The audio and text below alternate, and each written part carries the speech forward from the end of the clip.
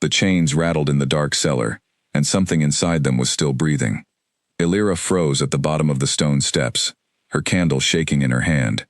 She had come down here looking for old grain sacks to patch her brother's blanket, not expecting to hear a low, ragged growl rising from the far corner. The light from her candle stretched across the dirt floor and touched a shape she did not understand at first. Matted gray fur, ribs pressing hard against skin. A massive wolf, chained to an iron ring in the wall, its golden eyes catching the flame and holding it there. She should have run. Every instinct told her to run. But the wolf did not lunge at her. It only watched, its breathing shallow and uneven. Blood dried along one back leg, where the chain had cut deep. Illyra had seen suffering before. She had watched her own mother waste away from fever 2 winters past, had watched her father's hands shake from hunger before he stopped waking up altogether. She knew what dying looked like, and this creature, monster or not, was dying slowly in a stranger's cellar. "Who put you here?" she whispered, though she did not expect an answer. The wolf's ears twitched toward her voice. It did not growl again. Illyra had wandered into this abandoned property only because her landlord, old Bertram, had died 3 months ago and left the house empty, its cellar unlocked and forgotten by everyone except children, daring each other to peek inside. The village of Millbrook did not have much, but it had stories, and lately those stories had turned dark. Hunters from the eastern hills had passed through weeks earlier, boasting in the tavern about trapping a beast unlike any wolf they had seen, one that seemed almost too clever, too aware. They had planned to sell it to a traveling menagerie for a fine price, or so the rumor went, before something had gone wrong, and the hunters had vanished from Millbrook without explanation, leaving their prize chained and abandoned. She should have turned around right then. Instead, she took a step closer. The wolf's lip curled back, not in threat, but in pain, as it shifted its weight and let out a low whine that sounded almost human in its exhaustion. Illyra's chest tightened. She thought of her brother Finn, 11 years old, and burning with fever upstairs in their small cottage, too weak most days to lift his own spoon. She thought of how frightened he looked whenever she left him alone, how he begged her not to be gone long. She had no business risking herself for a wild animal when Finn needed her more than anyone, and yet she could not make her feet carry her back up the stairs. She reached into the folds of her worn shawl and pulled out the small heel of bread she had been saving for her own supper, the last of what little flour she'd managed to trade for that week. It was hard and a little stale, but it was food, and food was the only kind of mercy she had to offer. She broke it in half without thinking twice, the way she might share with a hungry neighbor's child, and held one half out toward the chained animal, careful to keep her hand well back from its jaws. "I don't know if you understand me," she said quietly, "but you're not going to die chained up in the dark. Not tonight. Not while I'm standing here." The wolf stared at the offered bread for a long moment, its nostrils flaring, its whole body trembling, with what looked like restrained hunger and something else, something like disbelief. Then, slowly, carefully, it leaned forward as far as the chain would allow, and took the bread from her open palm with a gentleness that startled her. Its teeth never touched her skin. Illyra let out a breath she hadn't realized she was holding. She sat down on an overturned crate, keeping a careful distance, and watched the wolf eat. When it finished, it did not attack, did not strain against its chains, did not do anything a cornered predator should do. It simply looked at her, and for one strange, suspended moment, Illyra felt as though those golden eyes held more understanding than any animal's should. There was something achingly aware in that gaze, something that looked, impossibly, like gratitude. "I have to go," she told it, standing reluctantly. "My brother needs me, but I'll try to come back." The wolf huffed softly, almost like a sigh, and lowered its head onto its front paws, watching her climb the stairs and disappear into the night. Illyra did not sleep well that night. She lay beside Finn's small bed, listening to his uneven breathing, her mind circling back again and again to the cellar and the creature chained inside it. She told herself it was foolish to worry over a wild animal when there were 100 more pressing dangers in her life. But something about the encounter had lodged itself deep in her chest and refused to let go. By morning, exhaustion had worn her down enough that she nearly convinced herself the whole thing had been some fevered imagining, brought on by hunger and grief and worry. But when she went out to the well before dawn to fetch water, she overheard two of her neighbors speaking in hushed, alarmed voices near the edge of the village square. "The beast is gone," one of them said, glancing nervously toward the tree line. "Chains snapped clean through, like they were nothing. Bertram's old cellar's empty." "Snapped through iron," the other neighbor said, disbelief and fear mixing in his voice. "No animal does that, not without help." Elira's hands tightened around the handle of her water bucket. She said nothing, keeping her eyes down as she filled it, but her heart was pounding. She had not freed the wolf. She was certain of that. She had only fed it, spoken gently to it, offered the smallest kindness a person in her position could afford, and yet somehow, sometime in the night, the animal had broken free of chains, strong enough to hold a grown ox. Word spread quickly through Millbrook that morning, growing more exaggerated with each retelling. By midday, half the village believed a demon had been loosed upon the countryside, and mothers were pulling their children indoors earlier than usual, bolting shutters against a threat none of them could clearly name. Elira listened to the whispers with a strange, uneasy feeling settling low in her stomach. Not fear exactly, but something more complicated. She kept thinking of the way the wolf had taken the bread so gently from her hand, the way its eyes had followed her, aware and searching, as though it were trying to memorize her face. She did not tell anyone what she had done. Who would believe her? And more importantly, who would understand why she had done it at all? Sharing her last piece of bread with a starving man might have earned her sympathy from the village. Sharing it with a monster that had, by all accounts, terrified two seasoned hunters enough to make them vanish from Millbrook entirely, would only earn her suspicion, or worse. That evening, she returned to Bertram's old cellar out of some instinct she could not fully explain, half expecting to find the chains still there, proof that her memory had simply failed her under exhaustion. Instead, she found exactly what the neighbors had described. The iron ring remained bolted firmly to the stone wall, but the heavy chain itself lay in two clean pieces on the dirt floor, as though it had been cut rather than broken, the metal ends strangely smooth. Elira knelt and ran her fingers over the severed links, a chill working its way up her spine despite the warm evening air. No ordinary wolf could have done this. No ordinary anything could have done this. She thought of the strange traveling merchants who occasionally passed through Millbrook, telling half-believed tales from the capital about the Alpha King and his court, about ancient bloodlines that could take the shape of great wolves under the right conditions, about a kingdom built on old magic that most common folk had stopped believing in generations ago. She had always dismissed such stories as entertainment for long winter evenings, nothing more. But kneeling here in the fading light, staring at chains no blade should have been able to cut so cleanly, she found herself wondering, just for a moment, if some of those old stories carried more truth than she had ever allowed herself to consider. A twig snapped somewhere behind her, and Elira spun around, her heart lurching into her throat. But there was nothing there, only the deepening shadows of early evening, settling over the abandoned property, the distant sound of Millbrook's evening bell, calling the village to its suppers. As she turned to leave the cellar, the sound of hooves on the dirt road above made her freeze again. She climbed the stairs quickly, and peered through a gap in the shutters, just as two riders reined in their horses near Bertram's gate.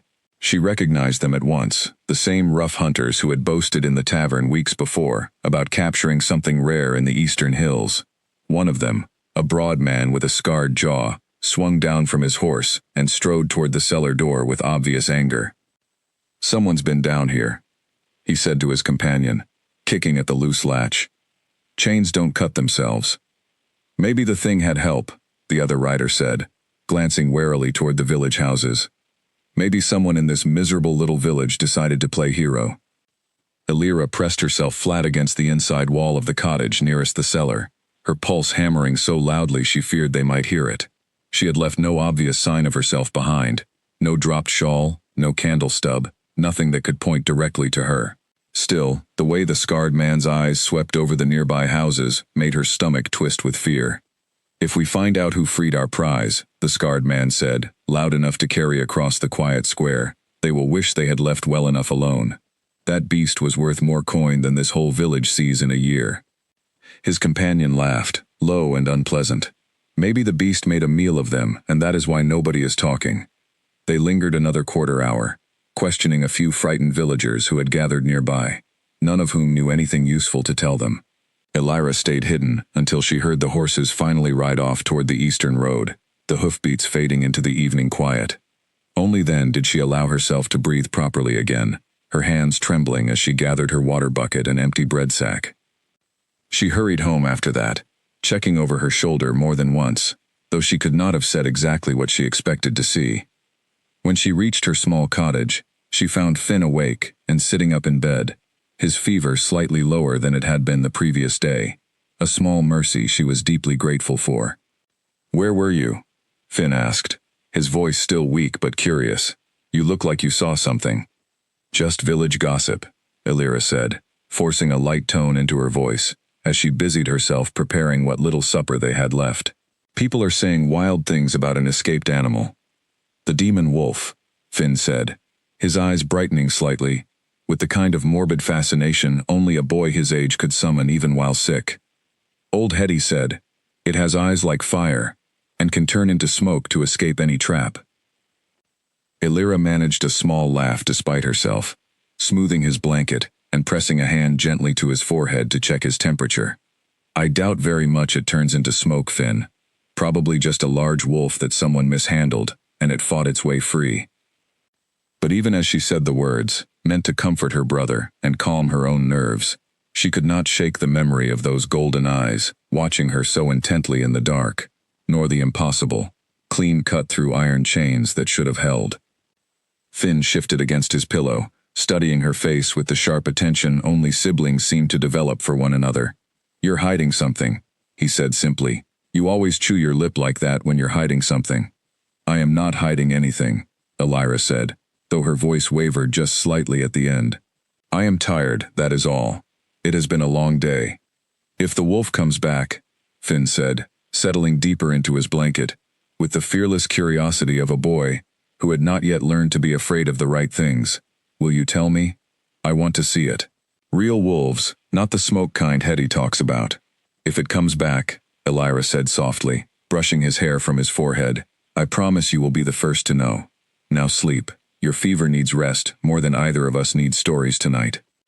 Finn obeyed, his eyes growing heavy within minutes, and Elira sat beside him a while longer, listening to the steady rhythm of his breathing, grateful for even this small improvement in his condition.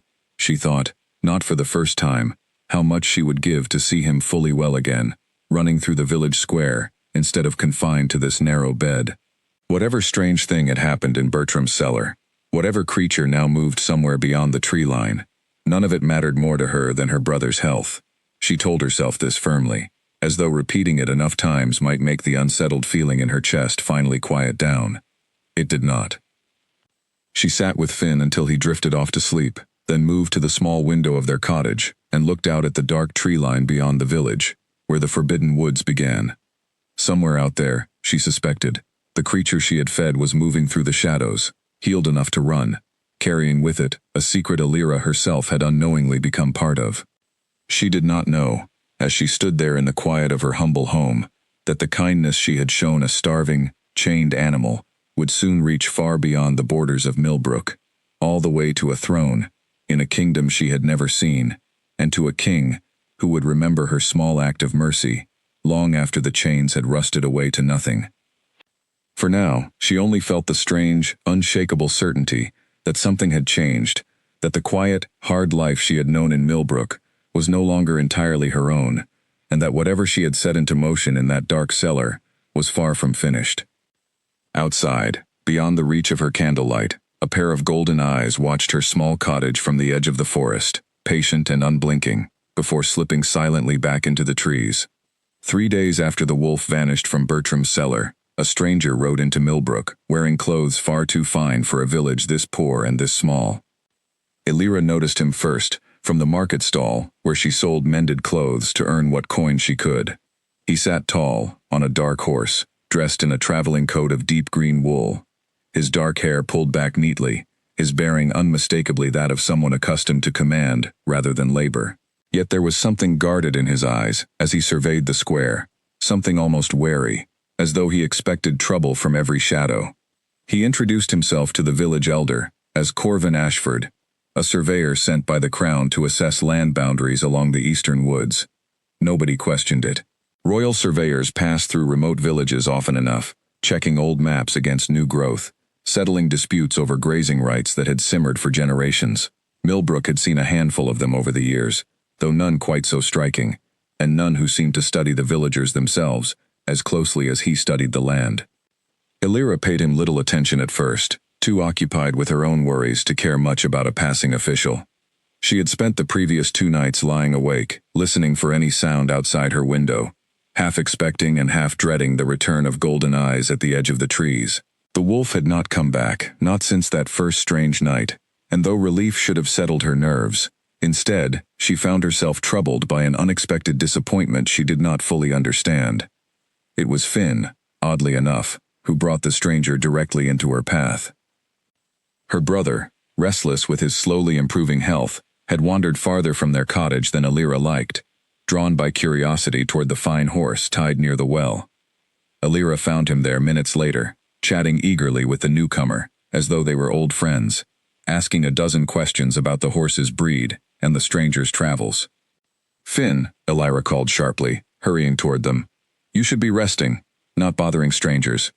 "He is not bothering me," the man said, his voice calm and pleasantly deep, carrying an accent that did not quite match the rough local dialect of Millbrook. "He was simply curious about my horse, a fine trait in a young man, curiosity." Illyra studied him properly for the first time, taking in the careful stitching of his coat, the quality leather of his boots, clearly worth more than everything she owned combined. "Forgive him," she said, keeping her tone polite but firm. "He does not always know when to leave people be." "There is nothing to forgive," the stranger said, and something in the way his gaze lingered on her, thoughtful and searching, made her uneasy in a way she could not quite name. "You must be his sister." "Illyra," she said, offering her name reluctantly, "and you are the surveyor everyone has been talking about." "Corvin," he replied with a slight incline of his head, "though I confess the boundaries of Millbrook's eastern woods are proving less interesting than expected." There was something almost teasing in his tone, something that suggested he found the whole arrangement faintly amusing, though Illyra could not guess why a royal surveyor would find his own duties amusing. She took Finn's hand and made to leave, eager to return him home before his energy wore thin. But Corvin's next words stopped her. "Your brother mentioned he has been unwell," he said carefully. "I noticed the fever in his eyes, the paleness in his skin. If it would not overstep, I have some knowledge of remedies from my travels. There is a tea, made from willow bark and dried elderflower, that eases such fevers considerably." Illyra frowned, surprised by the offer and immediately suspicious of it. Kindness from strangers, especially finely dressed strangers with royal connections, was not something Millbrook typically received without a price attached somewhere. "We manage well enough on our own," she said, a note of pride sharpening her words. "We do not need charity." "It was not meant as charity," Corvin said, and for just a moment, something flickered across his composed expression, something that looked almost like hurt at being misunderstood. "Only an offer between neighbors, however briefly we may share this village." Illyra softened slightly despite herself, though she remained guarded. "Perhaps another time," she said, before ushering Finn away toward their cottage, aware of Corvin's gaze following them the entire way. Over the following days, Corvin's presence in Millbrook became a fixture, rather than a passing curiosity. He was seen consulting old boundary maps with the village elder, walking the tree line with careful, measured steps, and occasionally sharing a drink at the tavern with local farmers who found him surprisingly easy to talk to despite his fine clothes. He asked careful questions, always seeming to circle back, whether intentionally or not, toward Illyra and her small household. She found herself running into him with unusual frequency. At the market, where he purchased simple goods with an odd unfamiliarity, as though he had rarely handled coin for himself before. At the well, where he seemed to appear just as she finished drawing water, offering to carry her bucket despite her insistence that she managed perfectly well alone. Once, near dusk, she spotted him standing at the edge of the forbidden woods, staring into the trees, with an intensity that seemed entirely out of place for a man simply measuring land boundaries. "You seem very interested in those woods for someone surveying grazing land," she remarked one evening, finding him there again as she returned from gathering firewood. Corvin turned toward her, and for a brief moment, Something unguarded crossed his face, before he masked it with practiced ease. "Old habits," he said simply. "I find forests hold more secrets than open fields. It is difficult not to wonder what moves beneath the trees." "Superstitious, for a royal surveyor," Illyra said, watching him carefully. "Perhaps," he allowed, a faint, unreadable smile touching his mouth. "Or perhaps, I have simply seen stranger things than most surveyors care to admit." Something in his tone made her pulse quicken, though she could not have explained why. She thought, briefly and absurdly, of golden eyes watching her from the shadows, of chains cut clean through iron, and wondered why this stranger's careful, guarded manner reminded her so strongly of that same unsettling encounter. "You look at me the way people look at something they are trying to solve," she said before she could stop herself. Corvin's expression shifted, something like surprise and admiration blending together. "You are more perceptive than most people I encounter," he said quietly. "It is not an unpleasant experience, being seen so clearly, merely unfamiliar. Most people do not bother looking closely at surveyors," Illyra said, a hint of dry humor entering her voice, despite her lingering wariness. "We have more pressing concerns than land boundaries.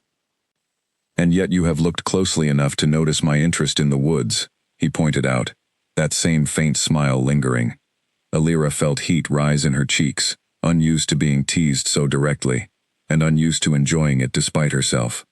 "I notice many things," she said, lifting her chin slightly. "It is a habit born of necessity, not idle curiosity." "A useful habit," Corvin said, his voice softening. "One I suspect has served you well." 2 days later, Finn's fever spiked again without warning, leaving him too weak to sit up in bed, his skin burning hot beneath Illyra's worried hands. She had exhausted what little medicine she could afford weeks ago, and the village healer, an elderly woman named Marjorie, could offer little beyond cool cloths and quiet reassurances that were not reassuring at all. "The fever comes and goes with this one," Marjorie said, shaking her head as she packed away her modest supplies. "I have seen it before. Sometimes it breaks on its own. Sometimes it does not." Illyra sat beside Finn long into the night, pressing damp cloths to his forehead, whispering old songs their mother used to sing, refusing to let herself imagine the worst, even as fear crept steadily through her chest. She did not notice the soft knock at her door until it came a second time, more insistent. She opened it to find not Corvin himself, but an older woman she did not recognize, dressed plainly, but carrying a leather satchel that seemed far too well made for an ordinary traveling healer. The woman introduced herself only as Isolde, claiming to travel between villages offering remedies in exchange for small work or coin, and insisted she had heard of a sick child in the household and wished to help. Illyra, desperate enough to set aside her usual caution, allowed the woman inside. Isolde examined Finn with practiced, careful hands, murmuring softly to herself, before producing a small vial of dark liquid and a folded packet of dried herbs, unlike anything sold in Millbrook's modest market. "Steep this in hot water twice a day," Isolde instructed, pressing the items into Illyra's hands. "His fever should break within 3 days." "I cannot pay for something like this," Illyra said, guilt and gratitude warring inside her. "Not properly. Not what this is worth." "It has already been paid for," Isolde said simply, offering no further explanation, before gathering her satchel and slipping back out into the night. It was only the following morning, watching Corvin cross the square with his usual measured stride, that Illyra understood. Something in the careful way he avoided her gaze, the slight tension in his shoulders as he passed her cottage, told her everything Isolde had not. She caught up with him near the well, her voice low and urgent. "You sent her," she said. "The healer. Isolde." Corvin's expression remained carefully neutral, though a flicker of something passed behind his eyes. "I do not know who you mean," he said. "Do not insult me by pretending," Illyra said, more sharply than she intended, though exhaustion and worry had worn her patience thin. "A surveyor of grazing boundaries does not simply happen to know traveling healers carrying remedies no apothecary in this village could afford." For a long moment, Corvin said nothing, and Illyra thought he might continue his denial. Instead, something in his composed manner softened, and he exhaled slowly. "Your brother is a child," he said quietly.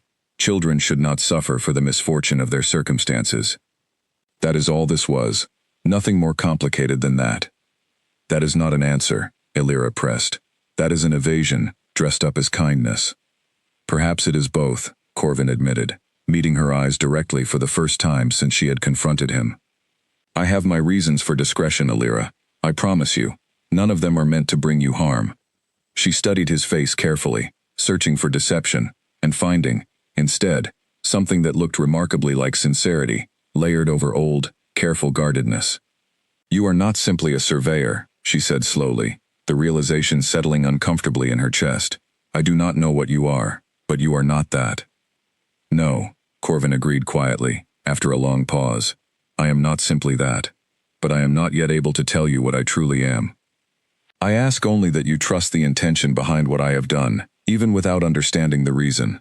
It was an unsatisfying answer, and Illyra knew she should press harder, demand clarity, before allowing this stranger any further access to her life or her brother's well-being. Yet something in his tired, careful eyes reminded her, inexplicably, of another pair of eyes she had encountered only days before, in a dark cellar, eyes that had watched her with the same weighted, searching intensity. Finn's fever broke this morning, she said instead, softening slightly, despite her lingering suspicion. Whatever Ysault gave him, it worked. Relief passed visibly across Corvin's features, quick and unguarded, before he composed himself again. I am glad, he said simply, and the sincerity in those two small words did more to ease Illyra's wariness than any lengthy explanation could have. They stood together a moment longer in the fading light, an odd, comfortable silence settling between two people who had no real reason to trust one another, and yet found themselves, inexplicably, doing exactly that. Illyra broke the silence first, gathering her firewood bundle more securely, and turning toward home. Good evening, surveyor, she said, though there was less formality in her tone than there had been days before. Good evening, Illyra, Corvin replied, and something in the way he said her name, gently, deliberately, stayed with her long after she had returned to her cottage and settled Finn in for the night. She did not know, as she extinguished her candle and lay down to sleep, that the man she had spoken with at the edge of the forbidden woods carried within him a secret vast enough to reshape not only her small, humble life, but the fate of an entire kingdom. She only knew that something about his presence unsettled her in ways she could not name, stirring a curiosity she had not felt in years, buried beneath the daily grind of survival and worry. Later that night, as Illyra banked the fire and settled Finn into a peaceful, fever-free sleep at last, she thought again of the hunters who had ridden through the village, searching for their lost prize. She wondered, with a growing unease she could not quite dismiss, whether their paths and Corvin's strange secrecy were somehow tangled together, two threads of the same hidden pattern she had not yet learned to see clearly. She resolved to watch him more closely in the days ahead, to ask her careful questions and note his careful answers, certain now that whatever Corvin Ashford truly was, it was far more significant than any boundary survey could ever require, and beneath that resolve sat something else entirely, something she was reluctant to examine too closely, a quiet, stubborn curiosity that had nothing to do with suspicion at all. Outside, far beyond the reach of Millbrook's modest lanterns, the forbidden woods stood dark and silent, holding their secrets close, waiting for the moment when the truth would finally have to surface. The scream came from the eastern edge of Millbrook just before dawn, sharp and terrified, cutting through the quiet morning air like a blade. Illyra bolted upright in bed, her heart slamming against her ribs, and reached instinctively for Finn, before realizing the sound had come from outside, not from within her own home. She threw a shawl over her shoulders and rushed to the door, joining a small crowd of frightened neighbors already gathering near the well, all of them staring toward the tree line with wide, alarmed eyes. A young farmhand named Owen stood trembling near the edge of the woods, pointing toward a scattering of torn fencing and broken posts that had, until last night, marked the boundary of his family's modest sheep pasture. Several sheep lay dead among the wreckage, their throats opened cleanly, though strangely, none of the carcasses had been fed upon. It came out of nowhere, Owen stammered, his voice shaking. Big as a horse, eyes like fire. It did not eat them. It just killed them, and vanished back into the trees. Panic rippled through the gathering crowd immediately, old fears reignited by the fresh, undeniable evidence before them. Illyra felt her stomach twist uncomfortably, as murmurs of the demon wolf resumed with renewed intensity, villagers casting anxious glances toward the forest, toward each other, toward anyone who might have answers they desperately needed. She found herself searching the crowd for Corvin, uncertain why his reaction to this news mattered so much to her, only to find him already there, standing near the damaged fence with an expression far too calm for a man simply surveying grazing boundaries. He crouched low, examining the wounds on the dead sheep with careful, practiced attention, his brow furrowed in something that looked less like fear and more like calculation. "These wounds were not made by teeth," he said quietly, almost to himself, though Illyra stood close enough to overhear. "What do you mean?" she asked, crouching beside him, despite the unpleasant task. Corvin glanced at her, seeming to weigh how much to reveal, before answering carefully. "A wolf, hunting for food, tears its prey apart while feeding. This was done with precision. Almost surgical. Whatever did this was not hunting to eat." "Then what was it doing?" Illyra pressed, unease settling deeper into her chest. "Sending a message, perhaps," Corvin said, his voice low enough that only she could hear. "Or clearing a path. I cannot yet be certain which." Before she could ask what he meant, the village elder, a stooped and anxious man named Aldrich, called for quiet among the frightened crowd. "We must send word to the capital," he declared, his voice trembling with barely restrained fear. "Request soldiers to hunt this creature down before it kills something larger than sheep." A murmur of agreement passed through the gathered villagers, fear making them eager for any solution that promised safety, however uncertain. Illyra felt a strange, unexpected pang of protectiveness toward the creature everyone now clamored to destroy, remembering the gentle way it had taken bread from her hand, the intelligence behind its golden eyes that had felt nothing like a mindless killer. "We do not know for certain the wolf did this," she found herself saying, drawing surprised glances from her neighbors. "Perhaps something else moves through these woods, bandits, or another predator entirely." "And who else would leave wounds like these?" demanded a farmer named Colm, gesturing angrily toward the ruined pasture. "Who else moves silent enough to strike and vanish before anyone sees them?" Illyra had no answer that would satisfy him, and she fell silent, aware of Corvin's thoughtful gaze resting on her a moment longer than necessary. Later, as the crowd dispersed to tend their own frightened livestock and lock their doors early against the coming night, Corvin fell into step beside her as she walked back toward her cottage. "You defended it," he said quietly. "The wolf, why?" Illyra hesitated, uncertain how much to reveal, even to a man she had begun, cautiously, to trust. "Because I do not believe everything the village fears deserves to be feared," she said carefully, "and because something about that night felt different from what everyone assumes." "What night?" Corvin asked, his voice suddenly sharp with focused attention.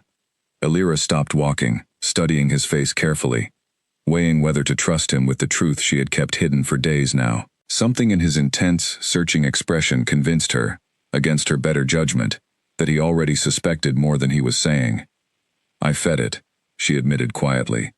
"The wolf, chained in Bertram's old cellar. I gave it half my bread the night before it escaped. It did not attack me. It looked at me as though it understood every word I said." Corvin went very still, his expression unreadable, though something flickered behind his eyes that Illyra could not quite name, something that looked almost like recognition, or perhaps disbelief mixed with something warmer. "You are certain of this," he said carefully. "I am certain," Illyra said. "Why does this matter so much to you?" For a long moment, Corvin said nothing, staring at her with an intensity that made her pulse quicken uncomfortably. "Because I believe you may have shown kindness to something far more significant than you realize," he said finally, his voice low and careful. "And I believe that kindness may not go unanswered." Before Illyra could press him further, demand the clarity his cryptic words denied her, a sudden commotion near the village gate drew both their attention.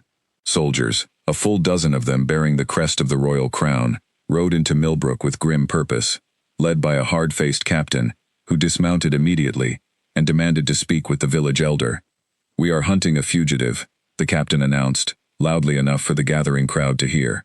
"A dangerous creature that escaped royal custody. Anyone found harboring or assisting it will answer to the crown." Illyra's blood ran cold. She glanced instinctively at Corvin, searching his face for guidance, for reassurance, for anything that might explain the sudden, alarming shift in circumstances.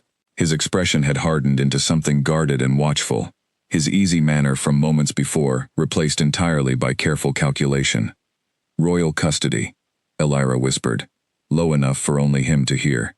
"You knew about this." "I suspected," Corvin said quietly, his eyes still fixed on the captain and his soldiers. "I did not know they would come so soon, or in such numbers." "What are you not telling me?"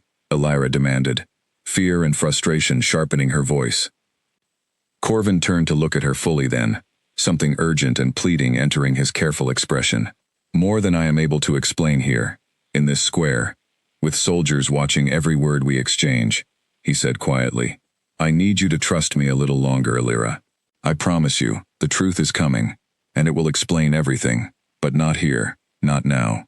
The captain's voice rose again, demanding cooperation from the frightened villagers, promising rewards for information and consequences for concealment.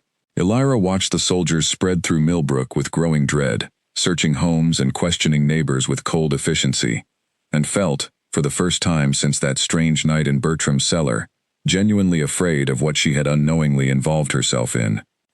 2 soldiers approached Elira's cottage before midday, their captain trailing behind with sharp, assessing eyes that missed nothing. Finn sat near the window, still weak from his recent fever, and Elira instinctively moved to stand between her brother and the armed men filling her small doorway. "We have questions for you," the captain said, his tone clipped and businesslike. "You were seen near the abandoned property 3 nights past, the same night the fugitive escaped its restraints." Elira's mouth went dry, though she kept her expression carefully neutral, drawing on years of practice hiding fear and hardship from prying eyes. "I was gathering old grain sacks," she said, her voice steady, despite the hammering of her pulse. "Bertram's cellar has always been open to anyone needing supplies, since his passing." "And did you see anything unusual during this errand?" the captain pressed, stepping closer, his gaze flicking briefly toward Finn before returning to her. "Only darkness and dust," Elira said. "I did not linger. My brother was unwell, and I had little patience for exploring abandoned properties." The captain studied her for a long, uncomfortable moment, clearly searching for any crack in her composure. Elira held his gaze, refusing to look away first, drawing on the same stubborn pride that had carried her through years of hardship since her parents' passing. Finally, the captain grunted, seemingly unsatisfied, but unable to press further without evidence. "If you see or hear anything regarding this creature," he said, turning to leave, "you are obligated to report it immediately. Harboring a fugitive of the crown carries severe consequences, regardless of intention." "Understood," Elira said, keeping her voice carefully even until the soldiers had moved on to question her neighbors, their heavy footsteps fading down the narrow lane. Only once they were safely out of earshot did she allow herself to exhale shakily, sinking onto the small stool beside Finn's bed, her hands trembling despite her best efforts to appear composed. "You lied to them," Finn observed quietly, his young eyes far too perceptive for comfort. "Why?" Elira hesitated, uncertain how much truth her young brother could safely carry, without accidentally revealing it to the wrong ears. "Because sometimes," she said carefully, "protecting the truth means being careful about who hears it, and when." Finn considered this with the grave seriousness only children seem capable of summoning, for matters they do not fully understand. "Is it about the wolf?" he asked. "The one Hetty talks about?" "Rest now," Elira said gently, avoiding a direct answer, though guilt pricked at her conscience for deflecting her brother's honest curiosity. "You still need your strength." She stayed with him until his breathing evened into sleep, then stepped back outside into the tense, watchful atmosphere that had settled over Millbrook since the soldiers' arrival. She found Corvin near the well, engaged in quiet, careful conversation with the captain, both men's expressions guarded in a way that suggested more history between them than a simple royal surveyor should possess. She waited until the captain moved away, before approaching Corvin directly, her earlier fear hardening into determined frustration. "You know him," she said quietly. "That captain. This is not the first time your paths have crossed." Corvin's jaw tightened almost imperceptibly. "Our paths have crossed before, yes," he admitted carefully. "Circumstances I am not yet free to explain fully. Everyone in this village is being questioned because of whatever secret you are protecting," Elira said, her voice low, but sharp with barely restrained anger. "My brother is frightened. My neighbors are frightened. And you continue speaking in careful half-truths that explain nothing." Something pained flickered across Corvin's composed features, guilt layered beneath careful restraint. "I know this places you and your brother at risk," he said quietly. "Believe me, it is the last outcome I intended when I arrived in Millbrook. If I could shield you from this danger entirely, I would, without hesitation." "Then tell me the truth," Elira insisted. "Enough half-answers. Tell me plainly what connects you to that captain, to this fugitive they are hunting, to everything happening in this village since you arrived." Corvin glanced around carefully, ensuring no soldiers lingered close enough to overhear, before lowering his voice further. "Not here," he said. "Not with so many watchful eyes. But soon, Elira, I promise you. The truth is close now, closer than you realize, and once it surfaces, I do not believe our lives will look the same afterward, yours or mine." Beside her, Corvin remained tense and watchful, his gaze occasionally drifting toward the tree line, as though expecting something, or someone, to emerge from the shadows at any moment. Elira followed his gaze once, twice, and on the third attempt, she caught it, the briefest flash of movement between the distant trees, gone before she could be certain of what she had seen. Golden eyes, watching the village from the safety of the forest, patient and waiting, exactly as they had watched her that very first night. Whatever secret Corvin carried, whatever connection bound him to the creature everyone now hunted, Elira understood, with sudden and unsettling clarity, that she had already become part of it, whether she wished to be or not. And as the soldiers continued their search through Millbrook's frightened streets, she found herself hoping, against all sensible caution, that the truth Corvin had promised would arrive before the soldiers found what they were looking for first. That night, long after Finn had settled into peaceful sleep and the soldiers had withdrawn to whatever quarters the village elder had arranged for them, Elira sat awake by her small window, watching the dark tree line for any sign of movement. The village around her had gone unusually quiet, doors bolted tightly, lanterns extinguished earlier than usual, fear keeping her neighbors huddled close to their hearths rather than risking the open night air. She thought of Corvin's careful, guarded words, of the strange familiarity in his manner whenever the fugitive wolf was mentioned, of the captain's assessing eyes that seemed to recognize something in him neither man was willing to name aloud. Piece by piece, the fragments of the past several days arranged themselves into a shape she was almost afraid to acknowledge fully, a suspicion so strange and improbable that she hesitated even to consider it seriously. And yet, staring out into the darkness where golden eyes had twice now watched her from the safety of the trees, she found herself unable to dismiss the possibility entirely. Whatever truth waited to be revealed, she suspected it would change far more than her understanding of one careful, secretive stranger. It would change everything she believed she understood about the world, beyond Millbrook's quiet, humble borders. Smoke curled from the eastern watchtower before the sun had fully risen, and within minutes, panicked shouting spread through Millbrook like wildfire. Elira woke to the sound of pounding footsteps outside her cottage, neighbors calling to one another in alarmed voices, someone ringing the village bell in short, urgent bursts that meant only one thing: danger close enough to threaten every household. She threw open her door to find the square already filling with frightened villagers, all of them staring toward the small wooden watchtower at the edge of the eastern fields, flames now visible licking up its side. "The soldiers," a neighbor gasped, pointing toward two figures sprawled near the tower's base. "Something attacked the soldiers." Elira's stomach dropped.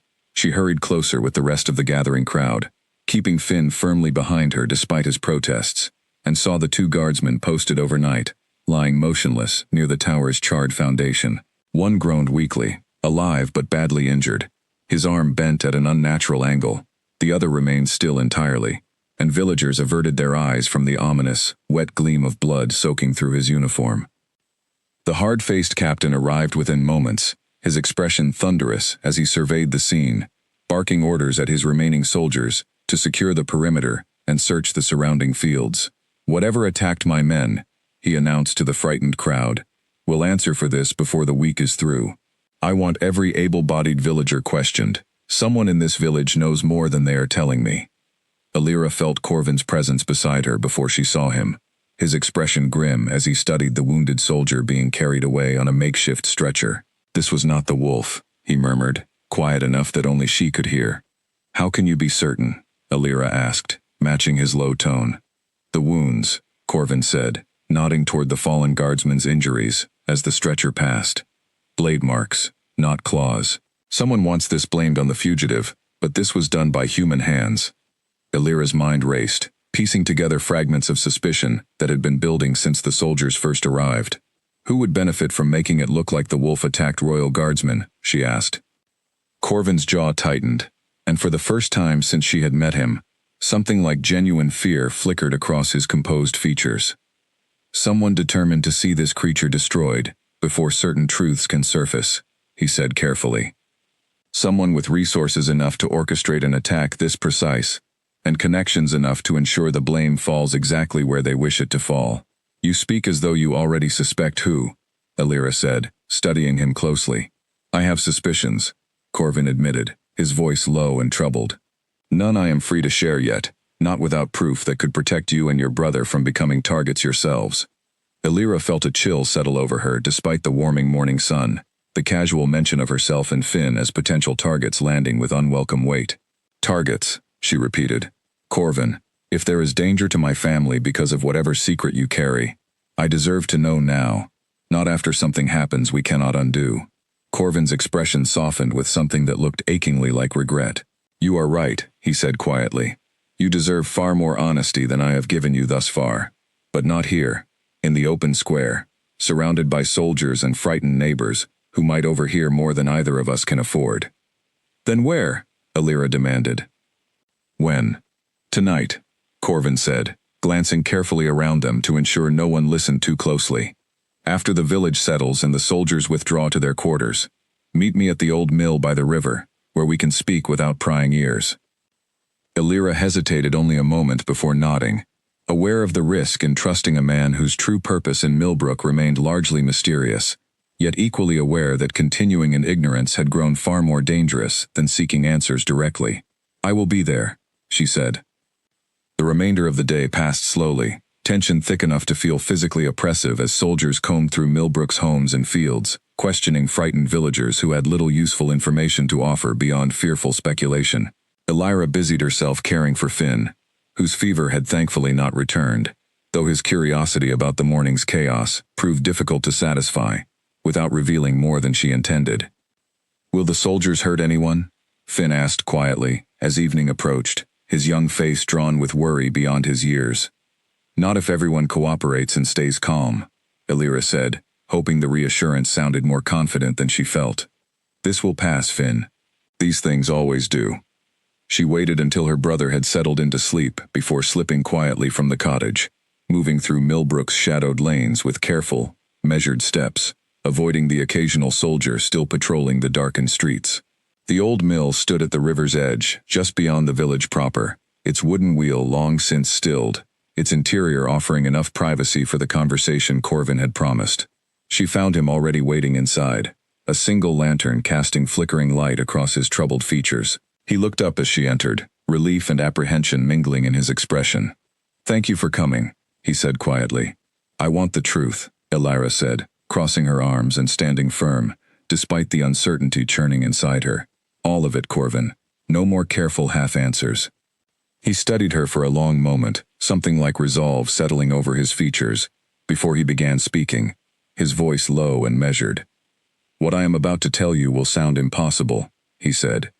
I ask only that you allow me to finish, before you decide whether to believe me or condemn me as mad. Illyra nodded once, bracing herself for whatever revelation waited. There are old bloodlines in this kingdom, Corvin began carefully, descended from ancient pacts between humans and something far older than either of us fully understand. Those bloodlines carry the ability to take the shape of great wolves, a gift and a burden passed down through select families for generations, hidden carefully from those who would fear or exploit it. Illyra's breath caught, memories of the chained creature's intelligent, golden eyes rising unbidden in her mind. You are telling me such people exist, she said slowly, that the wolf I fed was not simply an animal. I am telling you, Corvin said, his voice dropping even lower, that the wolf you fed in Bertram's cellar was not merely a creature capable of understanding your kindness. It was a person, trapped in that form through injury and exhaustion, unable to shift back safely until strength returned. Alira's mind reeled, disbelief warring with the memory of those eyes, so clearly aware, so clearly grateful. Who? She whispered, though some instinctive part of her had already begun to suspect the answer. Corvin met her gaze directly, something vulnerable and searching in his expression. It was me, Alira, he said quietly. I am the creature you fed that night. I am also the surveyor who has spent the past several days trying to understand the woman brave and kind enough to show mercy to a monster everyone else feared. For a long moment, Alira said nothing at all, her thoughts scattering in a dozen directions at once. She thought of the wolf's gentle mouth taking bread from her open palm, the golden eyes that had watched her with such unsettling awareness, the chains cut clean through iron, as though by something far stronger than any ordinary animal. Every strange detail she had dismissed or explained away over the past several days suddenly arranged itself into a single, impossible truth, standing directly before her. Say something, Corvin said quietly, watching her carefully, uncertainty plain in his expression, despite his usual composure. You let me believe you were simply a surveyor, Alira said finally, her voice unsteady. Days of conversation, and you never once considered telling me the truth. I considered it constantly, Corvin admitted. I feared what telling you might mean, for both of us. Those hunting the creature I become are dangerous, Alira, and I could not risk drawing that danger toward you and Finn without absolute certainty you would understand, and choose to stay regardless. Why were you chained in that cellar? Alira asked, forcing her voice steady despite the storm of questions crowding her mind. Who did that to you? Corvin's expression darkened, old pain surfacing behind his careful composure. Enemies close enough to know my movements, he said quietly. I was ambushed while traveling alone, caught in a trap meant to weaken and capture me, before I could shift back to defend myself properly. The hunters who held me believed they had captured a rare, valuable beast for sale. They had no idea what they truly held chained in that cellar. And if I had not fed you, Alira said slowly, if I had simply walked away that night, I do not know if I would have survived until morning, Corvin said honestly. I had lost too much blood, too much strength. Your kindness gave me enough to endure until I could safely break free. Alira sank onto an old wooden bench near the mill's grinding stones, her legs suddenly unsteady beneath the weight of everything she had just learned. This is why the soldiers are here, she said, understanding dawning slowly. They are not simply hunting an escaped beast. They are hunting you. Some of them serve honestly, believing exactly what they have been told, Corvin said. Others, like the captain overseeing this search, may serve purposes far less honest, purposes tied to whoever orchestrated the ambush that captured me in the first place. And the attack on the watchtower this morning, Alira said, piecing the fragments together with growing alarm. You believe that was meant to be blamed on you as well. I believe, Corvin said grimly, that someone is working carefully to ensure I am captured, or killed, before certain truths I carry can reach those who need to hear them. I do not yet know who moves against me directly, only that their reach extends further than I initially believed, close enough now to threaten this village, and everyone within it. Alira absorbed this in silence. Fear, and something else, something warmer, and more complicated, tangling together in her chest. What happens now? She asked quietly. Corvin knelt before her, his expression earnest and unguarded in a way she had not yet seen from him.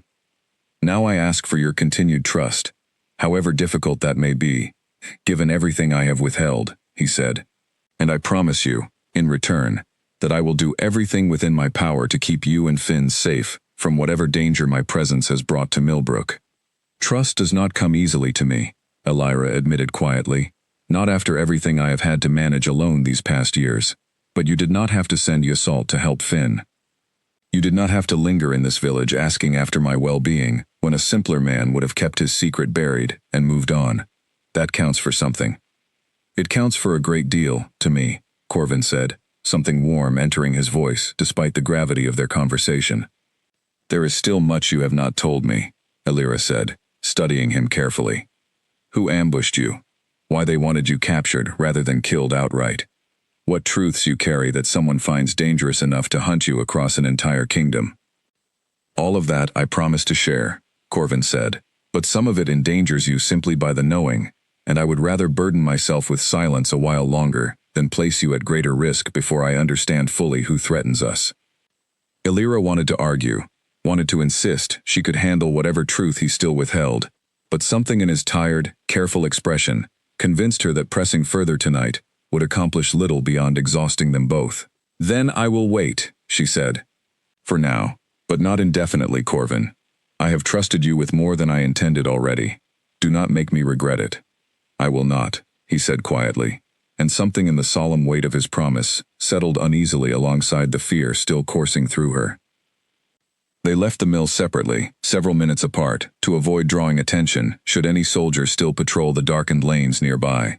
Illyra walked home slowly, her mind reeling with everything she had learned, every strange detail of the past several days finally clicking into place around a truth so extraordinary she still struggled to fully accept it. She found Finn still sleeping peacefully when she returned, undisturbed by the chaos that had gripped Millbrook throughout the day, and she sat beside his bed a long while, watching his steady breathing, grateful at least that he remained safely unaware of the danger now surrounding their small household. Outside her window, the tree line stood dark and quiet, though Illyra found herself watching it differently now, no longer with simple curiosity or unease, but with a complicated mixture of fear and something dangerously close to affection for the man, the creature, hiding somewhere within its shadows, carrying secrets heavy enough to threaten a kingdom. The lantern flickered between them, casting long shadows across the mill's dusty floor, and Illyra found herself staring at Corvin, as though seeing him fully, truly, for the very first time. A low, pained growl woke Illyra just past midnight, drifting through her cottage window from somewhere near the edge of her small garden. She sat up immediately, pulse quickening, and crept to the window with careful, silent steps. In the pale moonlight, she saw him, or rather, the great gray wolf that was him, lying half-collapsed near her fence, blood matting the fur along his shoulder, his breathing ragged and shallow, in a way that struck fear straight through her chest. She dressed quickly and slipped outside, ignoring every instinct urging caution, and knelt beside the wounded creature without hesitation.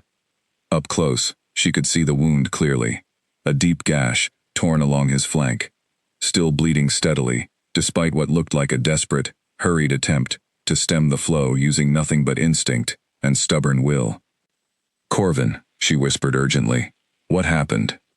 The wolf's golden eyes met hers, dulled with pain, but still achingly aware, and he let out a low whine that carried unmistakable meaning, even without words. Illyra did not wait for further explanation. She hurried back inside, gathered clean cloth and the small store of healing salve she kept for Finn's occasional injuries, and returned to kneel beside him once more. "This is going to hurt," she warned quietly, before pressing the cloth firmly against his wound. He flinched but did not pull away, enduring her careful ministrations with a stillness that spoke of considerable trust, or perhaps simply exhaustion too complete to allow further resistance. Illyra worked quickly and methodically, cleaning the wound as best she could in the dim moonlight, murmuring soft reassurances the entire time, though she was uncertain how much comfort her words truly offered a creature who could not respond in kind. She had nearly finished bandaging the injury, when the distant sound of approaching voices made her freeze. Torchlight flickered at the edge of the tree line, drawing steadily closer, accompanied by the unmistakable jangle of armed soldiers moving with purposeful haste. "They are searching for you," Illyra whispered urgently. "You cannot be found here, not like this." The wolf attempted to rise, only to collapse again, his injured leg unable to bear his weight properly.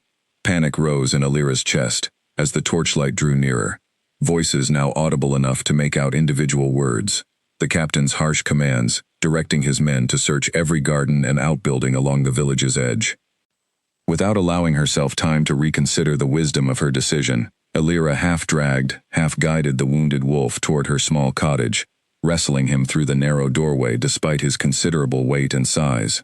She settled him behind the modest woodpile stacked near her hearth, covering him hastily with an old blanket, praying the dim, uneven light inside would be enough to disguise his shape from anyone glancing quickly through her window.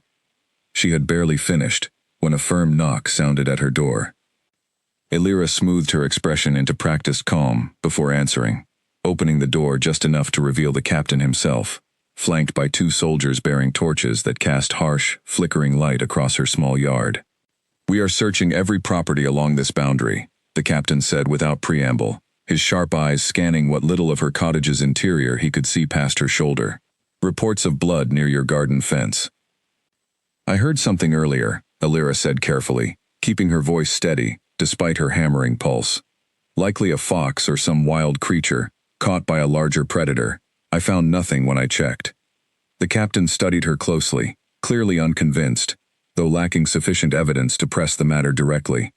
May we search your cottage, he said, though his tone made clear the question was largely a formality. Alira's heart lurched, but she forced herself to shrug with practiced indifference. If you must, she said, though I warn you, my brother is unwell and sleeping. I would ask you disturb him as little as possible. The captain gestured for one soldier to remain outside, while he and the other stepped past her into the cottage's single main room. Alira held her breath as they moved methodically through the small space, checking beneath Finn's bed, behind the modest furniture, their torchlight sweeping close enough to the woodpile that Alira feared her heart might stop entirely. At the last moment, Finn stirred in his sleep, murmuring something incoherent, and the soldier's attention shifted immediately toward him, giving Alira precious seconds to casually reposition herself between the woodpile and their line of sight. He is simply dreaming, Alira said quickly, moving to smooth her brother's blanket with practiced, unhurried care. Fever dreams, mostly. He has been unwell for some time.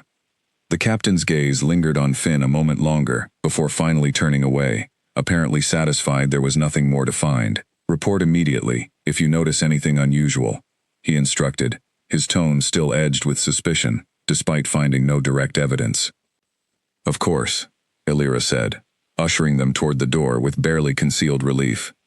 Only once the soldiers had moved on to search the neighboring cottage, did Alira allow herself to sag against her closed door, her legs suddenly unsteady beneath her. Behind the woodpile, Corvin shifted weakly, a low sound of gratitude rumbling deep in his throat. That was far too close, Alira whispered, moving to check his wound once more. You cannot stay here through the night. If they search again, or if anyone else notices. The wolf's golden eyes held hers steadily, and slowly, painfully, his shape began to shift, fur receding, limbs elongating, until Corvin himself lay before her, human once more, though pale and weakened from blood loss, and the strain of shifting while injured. He wore simple clothing that had somehow remained with him through the transformation, though Alira did not pause to question how such a thing was possible. Thank you, he said quietly, his voice rough with exhaustion. For tonight. For everything. You are injured badly, Alira said, examining the wound now visible along his shoulder in human form. Who did this to you? Soldiers, Corvin admitted. Not the ones searching Millbrook tonight, but others, working for whoever seeks to see me captured or destroyed. I evaded them, barely, though not without cost. You need proper rest, Alira said firmly, and better care than I can offer hiding behind a woodpile. I cannot risk endangering you further, Corvin said, attempting to rise despite his obvious weakness. If they find me here, the consequences for you and Finn would be severe. You can barely stand, Alira said, pressing a firm hand against his good shoulder to prevent him rising further. You will stay here tonight, at minimum, until your strength returns enough to travel safely. I did not save you once, only to watch you collapse from stubborn pride in my own doorway. Something in Corvin's exhausted expression softened, gratitude, and something warmer mingling together, as he finally relented, allowing her to help him settle more comfortably near the hearth's dying warmth. You continue to surprise me, he murmured, his eyes growing heavy with exhaustion. Every time I believe I understand the full measure of your kindness, you exceed it further still. Rest, Alira said simply, though something in his words settled warmly in her chest, despite the danger surrounding them both. We will speak further once you have recovered enough strength to hear it properly. She kept watch over him through the remainder of the night, tending his wound periodically, and listening carefully for any sign of returning soldiers, her mind turning over everything she had learned, and everything still left unexplained. Dawn arrived too quickly, pale light creeping through the shutters before Alira had managed more than an hour of fitful rest. She woke to find Finn already awake, standing frozen near the woodpile, staring down at Corvin's sleeping form with wide, startled eyes. Finn, Alira said softly, moving quickly to her brother's side, uncertain how to explain what he was seeing. "Is that the surveyor?" Finn whispered, glancing between Corvin's pale, sleeping face and Elira's carefully guarded expression. "Why is he sleeping on our floor? Is he hurt?" Elira hesitated, weighing how much truth her young brother could safely carry, without endangering them both further. "He is hurt, yes," she said carefully. "He needed somewhere safe to rest and heal. I am asking you to keep this quiet, Finn. Can you do that for me?" Finn studied her face with the same sharp perceptiveness he had shown days before, clearly sensing there was far more to the situation than she was willing to share. "Is this about the wolf?" he asked quietly. "The soldiers are looking for a wolf, and now there is a hurt man sleeping in our cottage who was not here last night." Elira's breath caught, startled by her brother's quick reasoning despite her best efforts at discretion. "Finn," she began carefully. "I will not tell anyone," Finn interrupted, his young voice surprisingly firm despite his usual boyish energy. "I promise, Elira. I know how to keep a secret when it matters." Relief and pride mingled together in Elira's chest at her brother's quiet maturity, though guilt lingered at the danger she had unknowingly drawn into their small household, danger her brother now shared in carrying. "Thank you," she said softly, pressing a grateful kiss to his forehead. "This is important, Finn. More important than either of us fully understands yet." Corvin stirred awake shortly after, his eyes finding Finn's curious gaze with visible surprise, before shifting toward Elira in silent question. "He knows," Elira said simply, "and he has promised discretion." "You did not have to trust me with this burden," Corvin said quietly to Finn, his voice still rough with exhaustion, but carrying genuine warmth. "Yet your sister clearly trusts your judgment. I am grateful for your silence, young man." Finn straightened slightly at being addressed so directly, pride evident in his small posture despite his obvious curiosity remaining largely unsatisfied. "Are you truly the wolf everyone fears?" he asked bluntly, childish honesty overriding any hesitation. "I am," Corvin admitted, meeting the boy's gaze steadily. "Though I promise you, I am not the monster the stories describe."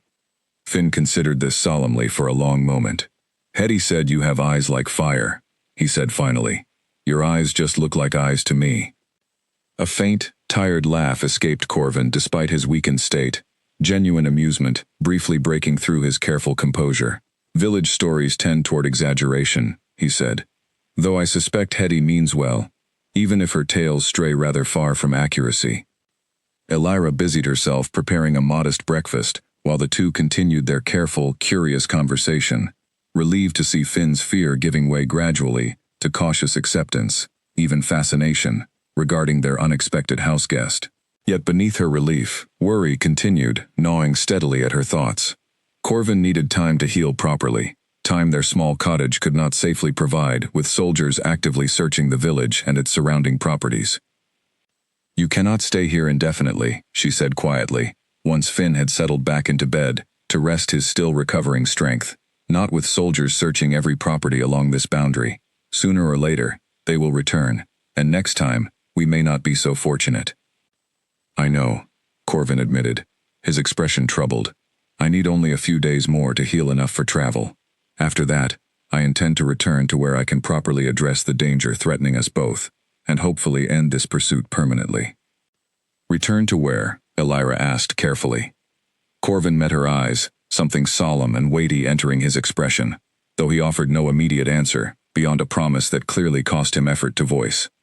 "Somewhere I have long avoided facing directly," he said quietly, "but can delay no longer, not with the danger now extending toward you and Finn." Later that afternoon, as Elira drew water from the well, she noticed her neighbor Petra watching her cottage, with unusual lingering attention, her expression thoughtful, in a way that set Elira's nerves immediately on edge. Petra had always been an observant woman, quick to notice comings and goings along their shared lane, and Elira wondered uneasily whether she had spotted something unusual overnight, a shadow moving where it should not have been, a light burning longer than it typically did. "You look tired," Petra remarked as Elira passed, her tone light but her eyes sharp with curiosity. "Sleeping poorly, with all this soldier business unsettling everyone?" "Something like that," Elira said carefully, keeping her expression neutral despite her racing thoughts. Petra's gaze drifted briefly toward Alira's cottage, before returning to her face, and something in that brief glance suggested she had noticed more than she was currently willing to voice aloud. "Strange nights all around, then," Petra said simply, before continuing on her way, leaving Alira standing uneasily beside the well, water bucket forgotten momentarily in her hand. Whatever danger continued closing in around them, she found herself increasingly unwilling to abandon the man, the creature, who had become so unexpectedly woven into the fabric of her carefully guarded life. Petra's suspicious glance haunted Alira for the remainder of that day, a small but persistent worry gnawing at the edges of her attention as she moved through her usual chores, tending Finn and quietly checking on Corvin's slowly improving condition. By evening, 3 days had passed since she had dragged him wounded into her cottage, and though his strength had returned considerably, enough now to stand and move without visible pain, something in his manner had grown increasingly troubled, weighted with a decision Alira sensed he had been avoiding. "You are healed enough to travel," she observed, watching him carefully as he tested his shoulder's range of movement near the hearth. "Nearly," Corvin agreed, though his tone carried little relief at the prospect. "Which means I can delay no longer what I have been avoiding since the night you first found me chained in that cellar." "What do you mean?" Alira asked, setting aside the mending in her lap to give him her full attention. Corvin turned to face her fully, something solemn and resolved settling over his features, the careful guardedness he had maintained since their first meeting finally giving way to something rawer, more vulnerable. "I have told you truths in careful pieces," he said quietly. "Enough to explain the danger, not enough to explain fully who I am, or why that danger reaches as far and as viciously as it does." Alira's pulse quickened, sensing the weight behind his words. "Then tell me now," she said. "All of it." Corvin drew a slow breath, as though steadying himself before a plunge into cold water. "I am not merely a man who carries the ability to shift into wolf form," he said carefully. "I am the Alpha King of this realm, Alira, ruler of the shifter court that has governed alongside the human crown for generations, largely hidden from common knowledge, to protect both our people and yours from conflicts neither side could easily survive." The words settled over Alira like a physical weight, understanding arriving slowly, disbelief warring with the sudden, undeniable sense that every strange detail of the past weeks had finally clicked into perfect, impossible alignment. "You are a king," she repeated softly, staring at him as though seeing an entirely different person standing before her. "I am," Corvin confirmed, watching her carefully, clearly bracing for whatever reaction might follow. "And the ambush that captured me, chained me in that cellar half-starved and dying, was no accident of misfortune. It was a coup, Alira. Members of my own council, working alongside corrupt human nobility, who fear the shifter court's influence, conspired to remove me from power, believing my death, or permanent disappearance, would leave the throne vulnerable enough to seize for themselves.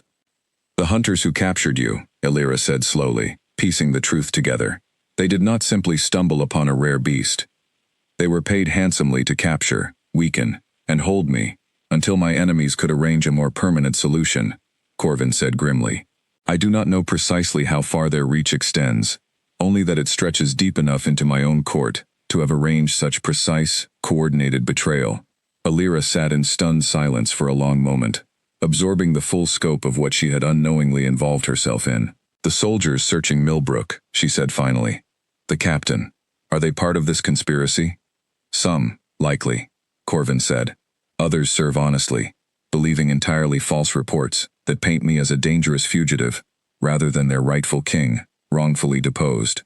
That confusion serves my enemies well, allowing them to hunt me openly under the guise of protecting the kingdom from a supposed threat."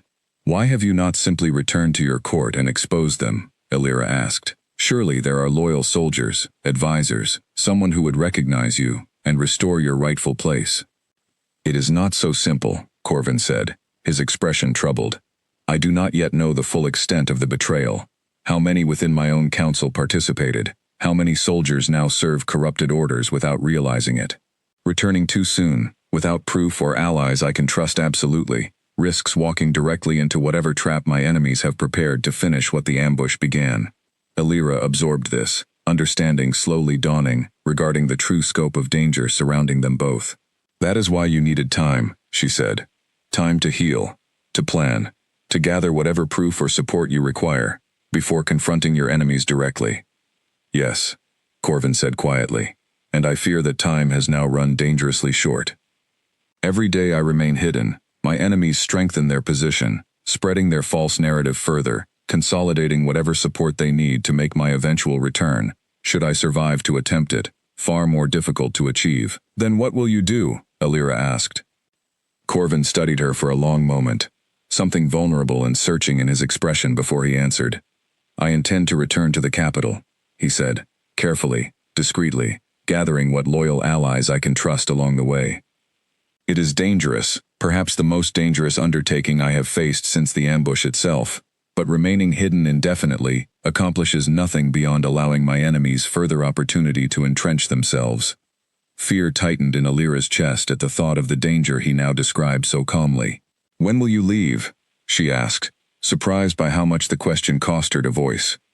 Soon, Corvin said, within the next day or two, once I am certain my strength has fully returned. Silence stretched between them, heavy with unspoken implications. Neither seemed quite ready to address directly. Finally, Alira spoke again, her voice quieter than before. I am afraid for you, she admitted, which surprises me, given how little time we have truly known one another. Something warm and unguarded crossed Corvin's expression, gratitude mingling with something deeper he seemed reluctant to name aloud. You have shown me more genuine kindness in these past weeks than I have received from most who have known me my entire life, he said quietly. I did not expect, when I first arrived in Millbrook searching for the woman who fed a starving chained wolf, to find someone whose presence I would come to value so deeply, so quickly. Alira felt heat rise in her cheeks despite the gravity surrounding their conversation, an unexpected flutter of feeling breaking through her fear and worry. You are a king, she said softly, half reminder to herself, half genuine disbelief still lingering. I am simply a village woman mending clothes to survive. Whatever this is between us, Corvin, it cannot possibly end simply.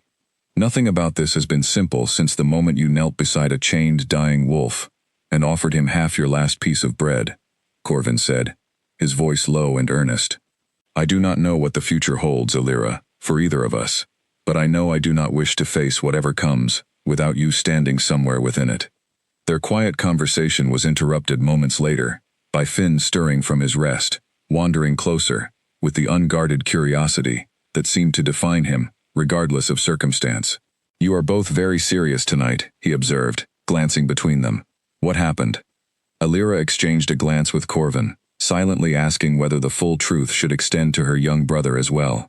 Corvin gave a small, encouraging nod, apparently trusting the boy's discretion as much as Alira herself had grown to trust it.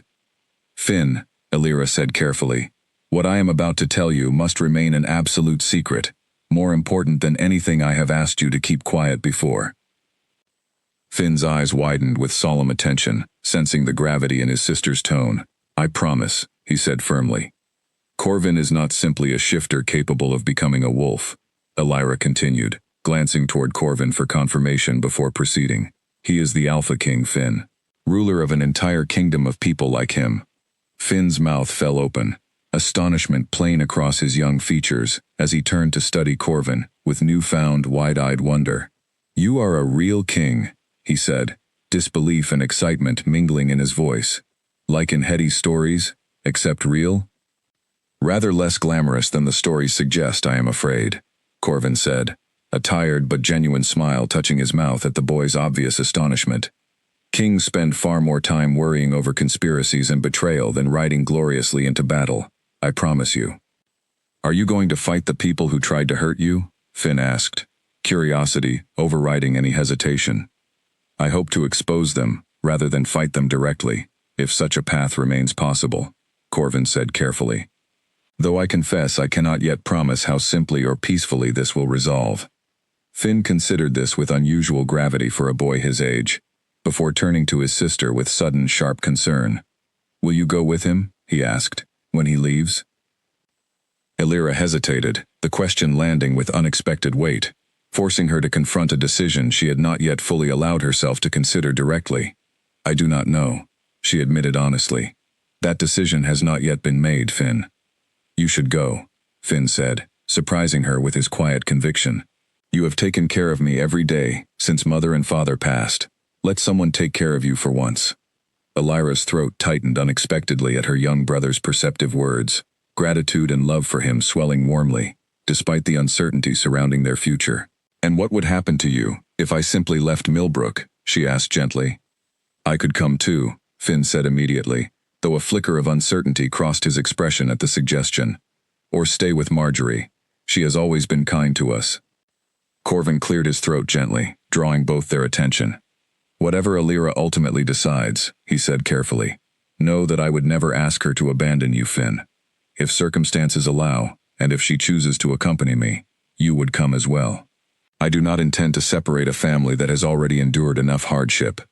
Relief visibly eased Finn's earlier tension, and he offered Corvin a small, grateful smile, before allowing Elira to guide him gently back toward his bed, exhaustion finally catching up with his earlier excitement.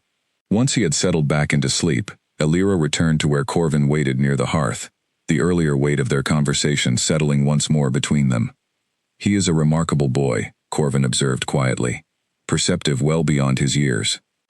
He has had to grow up faster than most children, Elira said, a note of quiet pride and sorrow mingling in her voice. Losing our parents so young left little room for the ordinary carelessness of childhood. All the more reason his happiness matters, Corvin said. Whatever path you choose, Elira, know that his well-being will remain a priority equal to your own, in my consideration. Elira studied him carefully, searching for any hint of insincerity, and finding none. You make it difficult to remain cautious around you, she admitted softly. Even knowing everything you have revealed tonight, the danger surrounding you, the uncertainty of what comes next, I find myself trusting you more rather than less. I intend to prove worthy of that trust, Corvin said solemnly. Whatever the cost required to do so. Later, as Elira extinguished the last candle and settled into an uneasy rest near the hearth, a soft knock sounded at her door, hesitant and quiet enough that she almost mistook it for the wind. She rose cautiously, glancing toward Corvin, who had already tensed alert despite his earlier exhaustion, and opened the door only a crack. Petra stood outside, her expression unusually grave in the dim moonlight. I saw a light burning late again, she said quietly, her eyes flicking briefly past Elira's shoulder into the darkened cottage. And I heard voices, more than just yours, and your brother's. Elira's heart pounded, uncertain how much her neighbor had truly seen or guessed. Late-night worries, she said carefully. Finn's fever returned briefly. I was simply speaking to comfort him. Petra studied her for a long, searching moment, and something in her expression suggested she did not fully believe the explanation, though she made no move to press further. Be careful, Elira, she said finally, her voice lowering further still. Whatever you are involved in, these soldiers are not patient men. I would hate to see harm come to you or your brother. Thank you for your concern, Elira said, relief and lingering unease mingling, as Petra finally turned and disappeared back into the shadowed lane. She closed the door quietly and returned to where Corvin waited, tension still visible in his posture. She suspects something, Elira said softly. Then our time here grows shorter than I hoped, Corvin said grimly. Time is against us now, Elira, more urgently than before. The weight of his words settled between them, equal parts comfort and terror, as Elira understood, with sudden and complete clarity, that whatever path lay ahead, she had already committed herself to walking it alongside him, regardless of the danger such loyalty now promised to bring, crashing down upon her small, humble life. 200 miles away, in a grand chamber lit by dozens of flickering candles, Lady Vantessa Hollow paced before a roaring fireplace, her jeweled fingers clenched tightly around a folded letter that had arrived just hours before.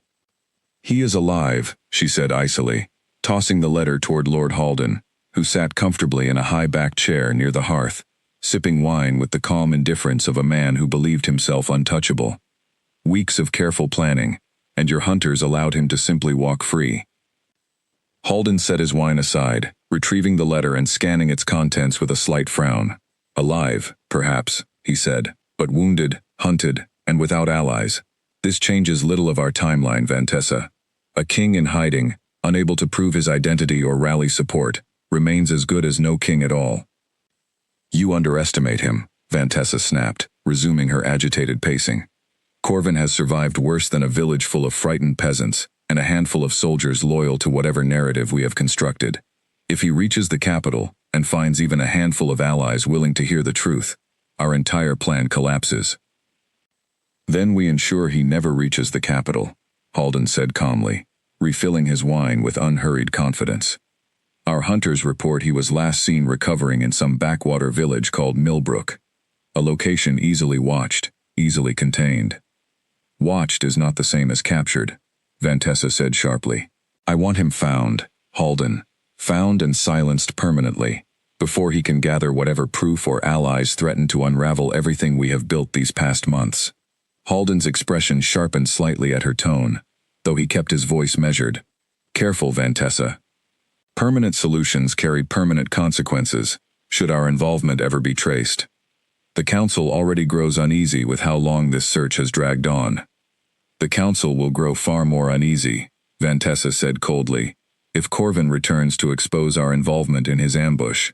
I did not orchestrate his removal from the throne simply to watch him crawl back into power, because your hunters proved incompetent.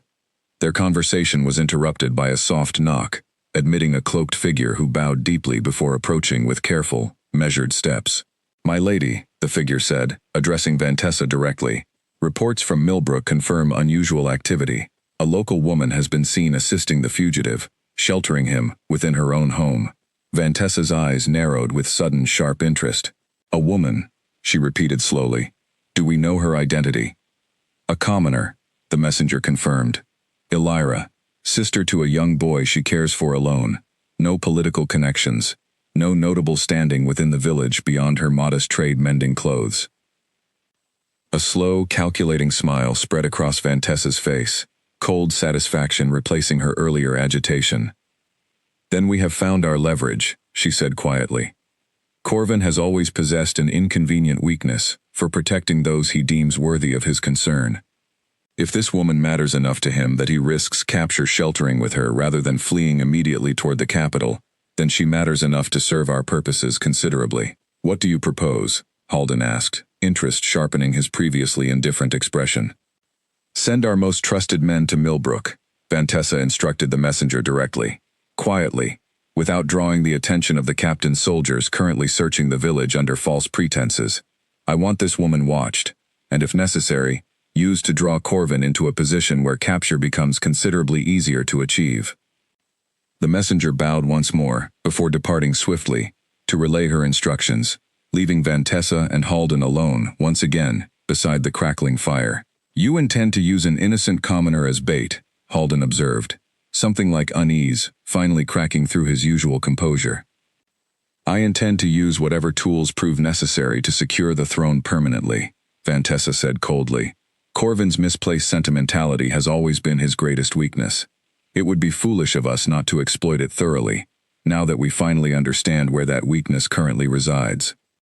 Meanwhile, in Millbrook, Elira woke early the following morning, to find Corvin already awake, standing near the small window, his expression troubled as he watched the quiet lane outside.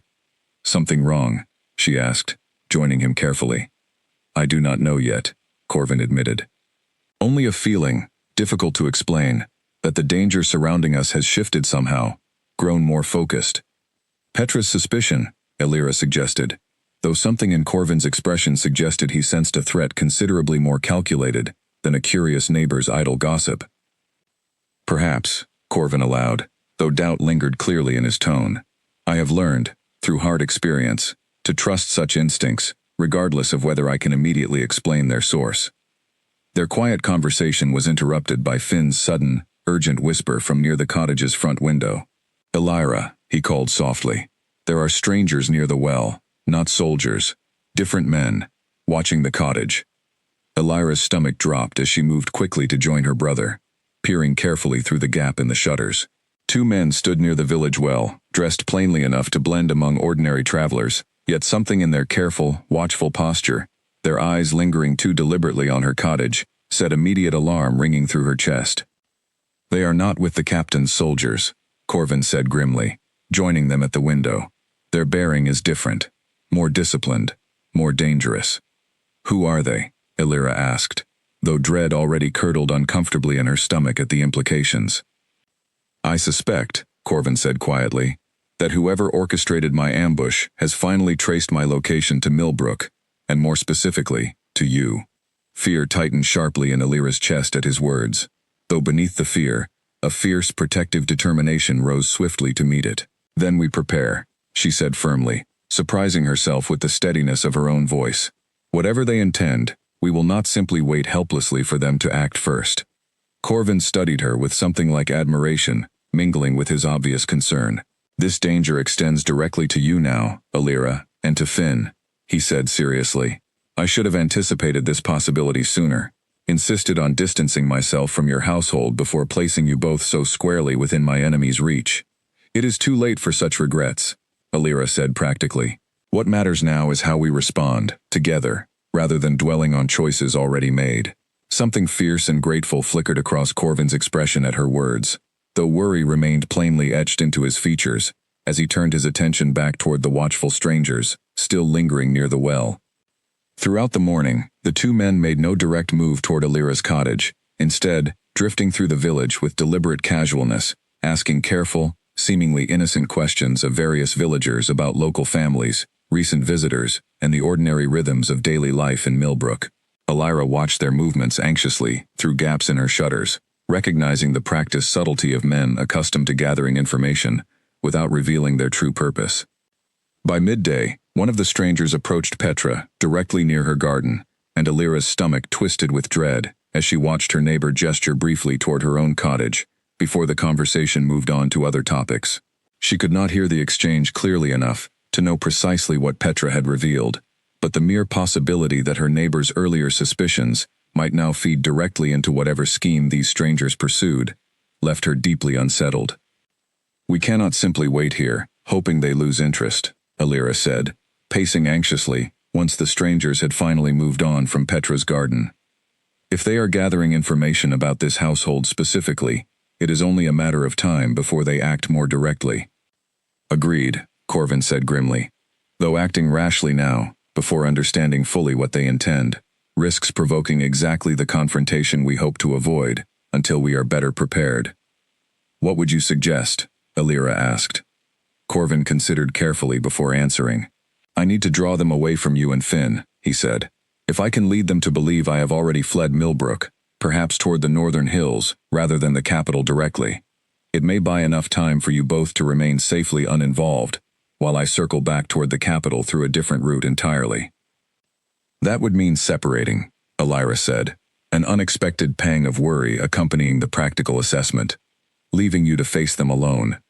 It would mean protecting you and Finn from a danger that exists, specifically because of your association with me," Corvin said seriously.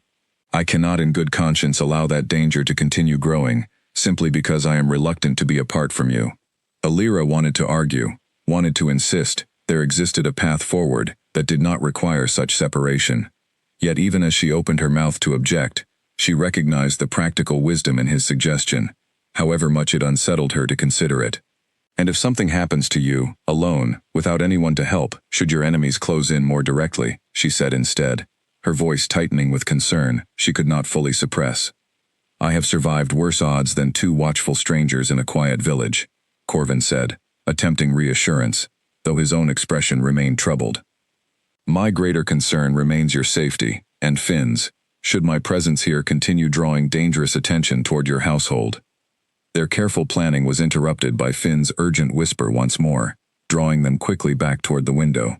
The two strangers had abandoned their casual wandering, and now stood directly outside Alira's garden fence, their earlier subtlety replaced by focused, deliberate attention toward her cottage specifically.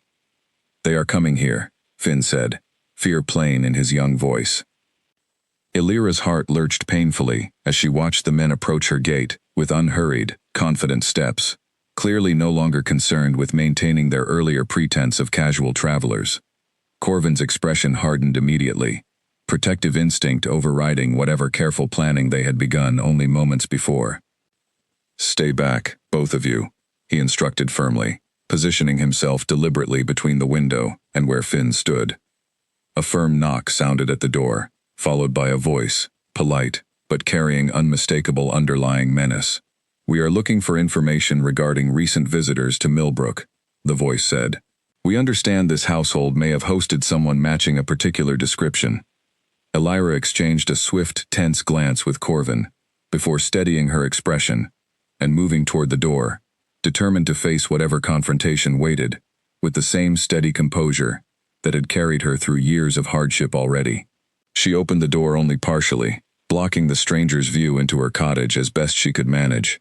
"I do not know what description you mean," she said, keeping her voice carefully even, despite her racing pulse. "We have had no visitors beyond the surveyor conducting his boundary assessments, and the soldiers already searching every property in this village." The nearer stranger studied her with cold, assessing eyes, clearly unconvinced by her careful denial. "We have reason to believe otherwise," he said, his tone still deceptively polite. "It would go considerably easier for you and your household if you simply cooperated honestly." "I have told you what I know," Elira said firmly, refusing to let her voice waver, despite the fear tightening steadily in her chest. "Now I would ask you leave my property. My brother is unwell, and this conversation serves no purpose beyond frightening him further." The stranger's gaze lingered on her a moment longer, calculating and cold, before a slow, unpleasant smile touched his mouth. "Very well," he said, "for now. Though I suspect our paths will cross again soon enough, before this matter concludes." He turned and walked away with his companion, both moving with the same unhurried confidence that had marked their entire approach, disappearing back toward the village square without further confrontation. Elira closed the door and sagged against it, her legs suddenly unsteady beneath the weight of relief and lingering terror combined. "That was a warning," Corvin said grimly, moving to her side. "They know precisely who I am to you, Elira, and they intend to use that knowledge however necessary to accomplish whatever their masters have instructed." Fear and fierce, protective determination warred openly across Elira's expression as she straightened once more, meeting his troubled gaze directly. "Then we no longer have the luxury of careful, gradual planning," she said. "Whatever we intend to do, Corvin, it must happen soon, before they return with far less patience than they showed today."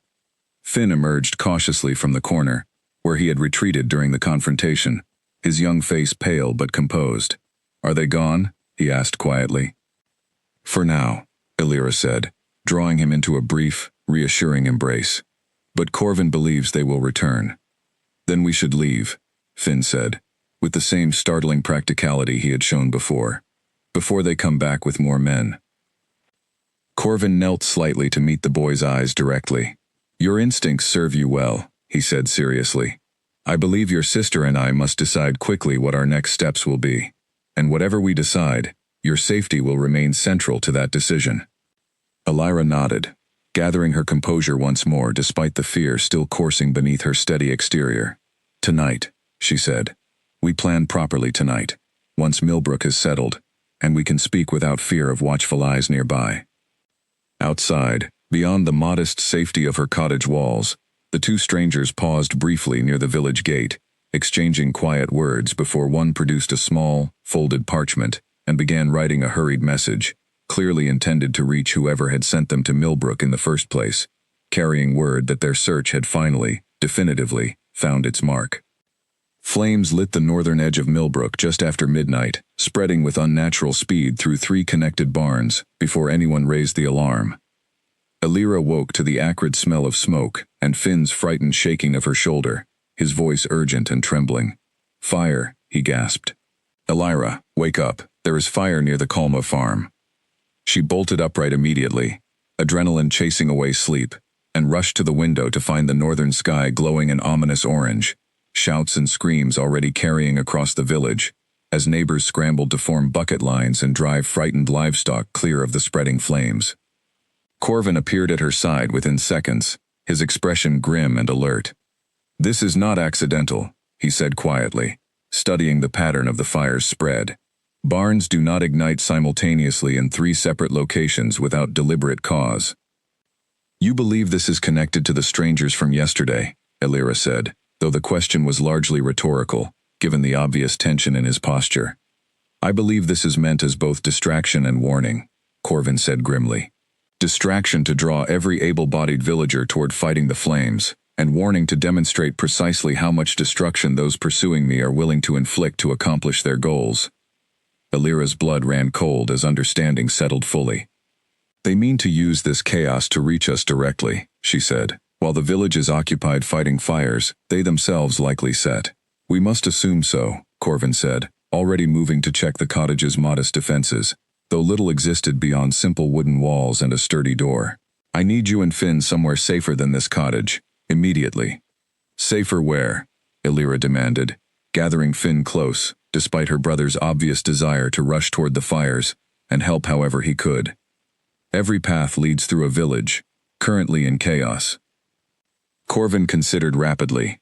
Old instincts honed through years of navigating court intrigue and physical danger both. The old mill, he said finally. Sturdier walls, defensible entrances, and far enough from the fires that any pursuers focused on exploiting the chaos may overlook it initially. They moved quickly through Millbrook's smoke-filled lanes, Elira gripping Finn's hand tightly, while Corvin led them with careful, watchful caution, avoiding the main thoroughfares where panicked villagers and soldiers alike rushed toward the burning barns. The acrid smell of smoke thickened the air, and distant shouts of desperate villagers fighting to save what livestock and structures they could carried eerily through the chaotic night. They had nearly reached the relative safety of the old mill when a figure stepped deliberately from the shadows ahead, blocking their path with calm, unhurried confidence that immediately set every instinct in Elira screaming danger. It was one of the strangers from the previous day, a curved blade visible at his hip, his expression carrying none of yesterday's careful pretense. Going somewhere, he said coldly, addressing Corvin directly, rather than bothering with further subtlety. Your Majesty. Corvin positioned himself immediately between the stranger and Elira and Finn, his posture shifting into something more dangerous, more predatory, despite remaining in human form. Whatever quarrel exists between us, he said, his voice low and controlled despite the obvious tension coiled through his frame. It need not extend to those who bear no responsibility for the circumstances of my birth or rule.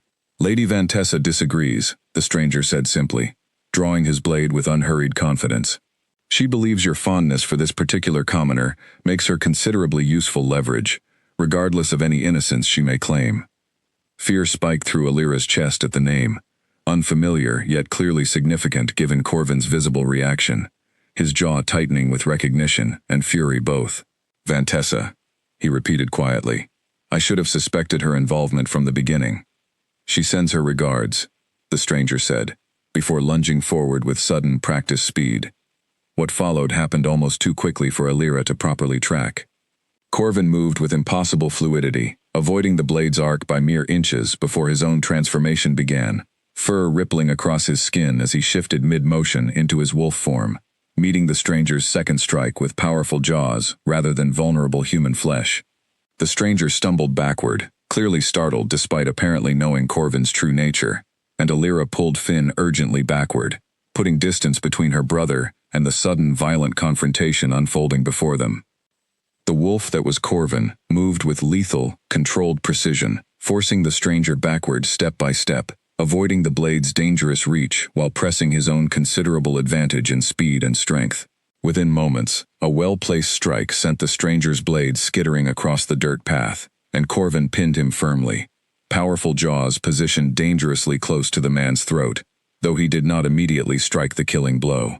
Where is Vantessa? Corvin growled, the words somehow carrying despite his altered form. And how many others has she sent to Millbrook? The stranger, wisely recognizing the futility of further resistance, spoke quickly, fear finally overriding his earlier confidence. She remains at her estate, 2 days' ride from here, he said. I do not know how many others she has sent. I was given orders to locate the woman and report back, nothing more. And the fires, Corvin demanded. Not my doing, the stranger admitted, though I suspect my companion may have arranged them to create exactly the chaos we required for tonight's approach. Corvin studied him a moment longer, clearly weighing whether the man spoke truthfully, before releasing enough pressure to allow him to breathe properly, though he remained pinned firmly beneath powerful paws. You will return to Vantessa, Corvin said, and deliver a message directly. Tell her that involving innocent villagers in matters concerning only the crown and its rightful succession will not go unanswered. Tell her I know now, with certainty, who orchestrated my capture, and that knowledge alone should trouble her considerably more than any fugitive she believes herself still hunting." The stranger nodded frantically, and Corvin finally released him entirely, allowing the man to scramble backward and flee into the smoke-filled darkness without his weapon, clearly grateful to escape with his life intact. Corvin shifted back to human form immediately after, breathing hard from the exertion and adrenaline both, before turning urgently toward Illyra and Finn. "Are you both unharmed?" he asked, his voice still rough from the confrontation's intensity. "We are fine," Illyra said, though her hands trembled visibly, as she held Finn close against her side. "You revealed yourself directly. If others witnessed that confrontation—" "There was no time for careful discretion," Corvin said grimly. "Protecting you both mattered more than maintaining secrecy.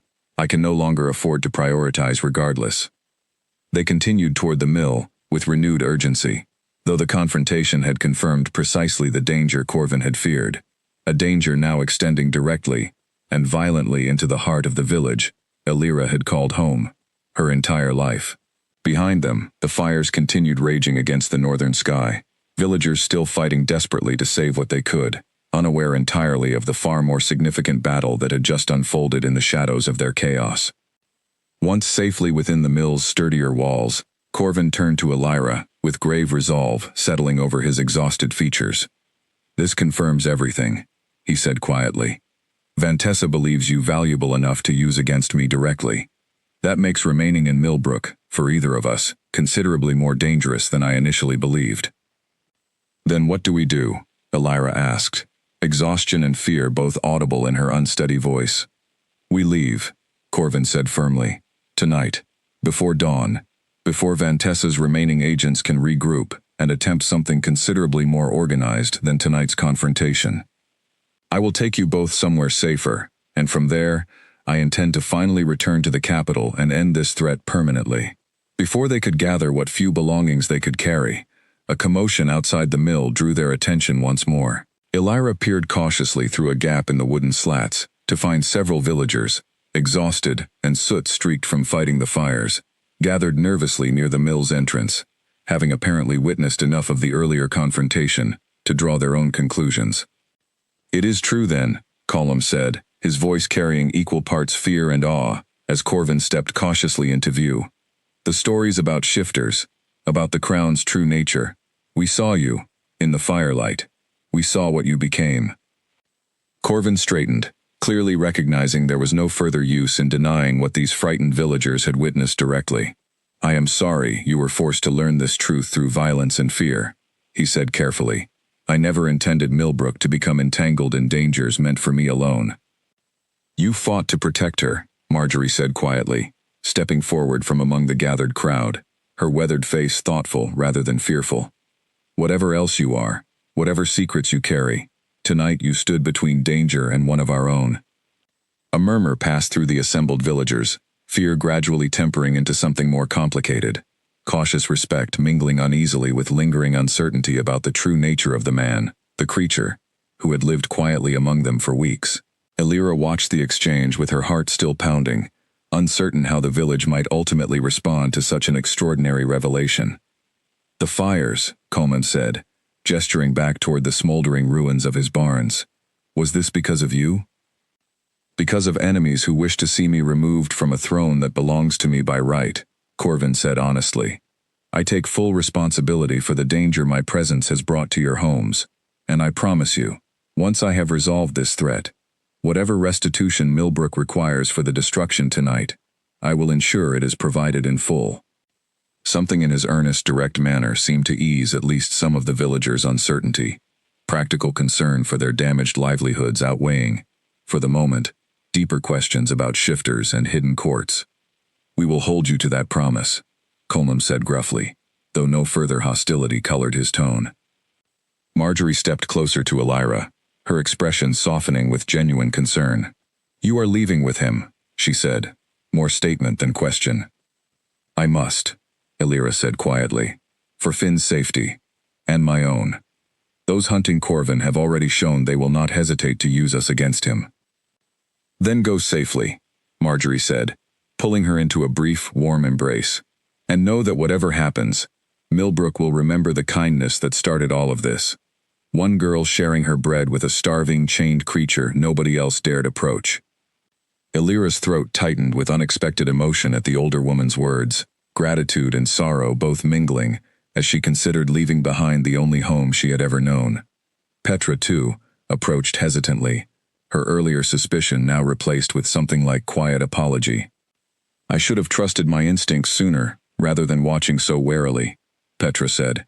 Forgive me, if my suspicion brought any additional danger toward your household. There is nothing to forgive, Elira said gently. You were only trying to protect our village, same as everyone else tonight. As dawn began threatening the eastern horizon, Corvin gathered what few supplies the villagers could spare for their journey, gratitude evident in his manner toward people who, only hours before, had feared him as a dangerous, unknown threat.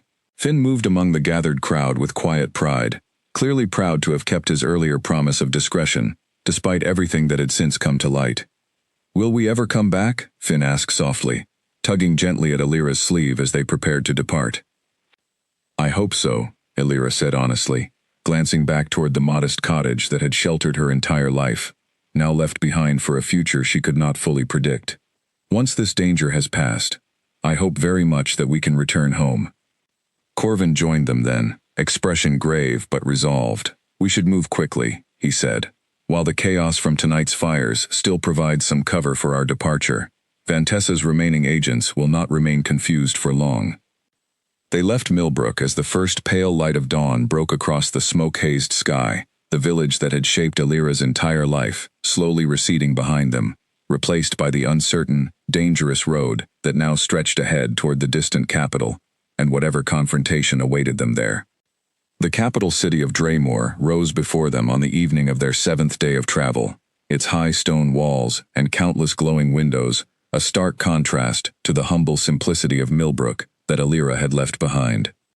She had never seen a city so vast, so overwhelming in its scale and grandeur, and she found herself gripping Finn's hand tightly as Corvin guided them through a lesser-used gate, avoiding the main thoroughfares where his identity might be recognized before he was ready to reveal it publicly. Their journey had been tense throughout, marked by careful detours and watchful nights, though thankfully free of further direct confrontation with Vantessa's agents. We will stay tonight with someone I trust absolutely, Corvin explained quietly as they moved through the narrow, shadowed streets. General Aldous served my father faithfully for decades before serving me. If anyone within the capital remains untouched by Vantessa's corruption, it is him. They arrived at a modest but well-kept residence, tucked away from the grander estates favored by the capital's nobility, and Corvin knocked in a specific pattern that clearly carried prearranged meaning. The door opened to reveal a broad-shouldered, silver-haired man, whose weathered face broke into visible relief and astonishment at the sight of Corvin standing before him. Your Majesty, General Aldous breathed, quickly ushering them inside and glancing anxiously up and down the darkened street before securing the door firmly behind them. We believed you dead. Vantessa's faction announced weeks ago that the fugitive beast responsible for numerous disturbances had finally been eliminated by royal soldiers. A convenient fiction, clearly, Corvin said grimly, designed to end any search for me and solidify her position further. Aldis's expression darkened considerably. She has grown bold in your presumed absence, he said, consolidating support among the council, positioning Lord Halden's family favorably toward the succession, all while publicly mourning your supposed death with performances of grief I confess fooled even me. Until recently. What changed your suspicion? Corvin asked. Whispers, Aldous said. Soldiers returning from the northern regions, speaking of a fugitive wolf, pursued through various villages, always somehow evading capture. It did not match the official narrative of your death, and I began quietly investigating discrepancies Vantessa clearly hoped would go unnoticed. Corvin introduced Elira and Finn briefly, and Aldous studied them both with sharp, assessing eyes before his expression softened into something more welcoming. Any who earn your Majesty's trust and protection earn mine as well, he said simply, before ensuring they were provided proper food and rest after their long journey. That night, once Finn had finally succumbed to exhausted sleep, Elira found Corvin and Aldous, deep in quiet, urgent conversation regarding how best to expose Vantessa's treachery before the full council. Evidence alone may not suffice, Aldous warned. Vantessa has spent weeks cultivating support, weaving her false narrative carefully among counselors already inclined toward suspicion of your rule. Then we require more than evidence, Corvin said. We require undeniable proof, presented publicly, in a manner that leaves no room for doubt or continued manipulation. The stranger who confronted us in Millbrook, Illyra offered, joining their conversation despite her exhaustion. He confirmed Vantessa's direct involvement. Could he be found and compelled to testify? Aldous considered this thoughtfully. Possible, though difficult given the head start he likely has, toward wherever Vantessa keeps her most loyal agents concealed. There may be a more direct approach available to us. What do you propose? Corvin asked. The council convenes in 3 days for the traditional autumn assembly, Aldous said. Vantessa will undoubtedly attend, continuing her careful performance of grief and concern for the kingdom's stability. If you were to appear then, publicly, undeniably alive, before she has opportunity to prepare further deception, the shock alone may crack whatever careful narrative she has constructed. That is considerable risk, Corvin said. If her influence among the council runs deeper than we currently understand, appearing without sufficient support could result in immediate capture rather than vindication. Risk exists regardless of which path we choose, Aldous said grimly. Though I believe surprise combined with truth offers our strongest chance of success.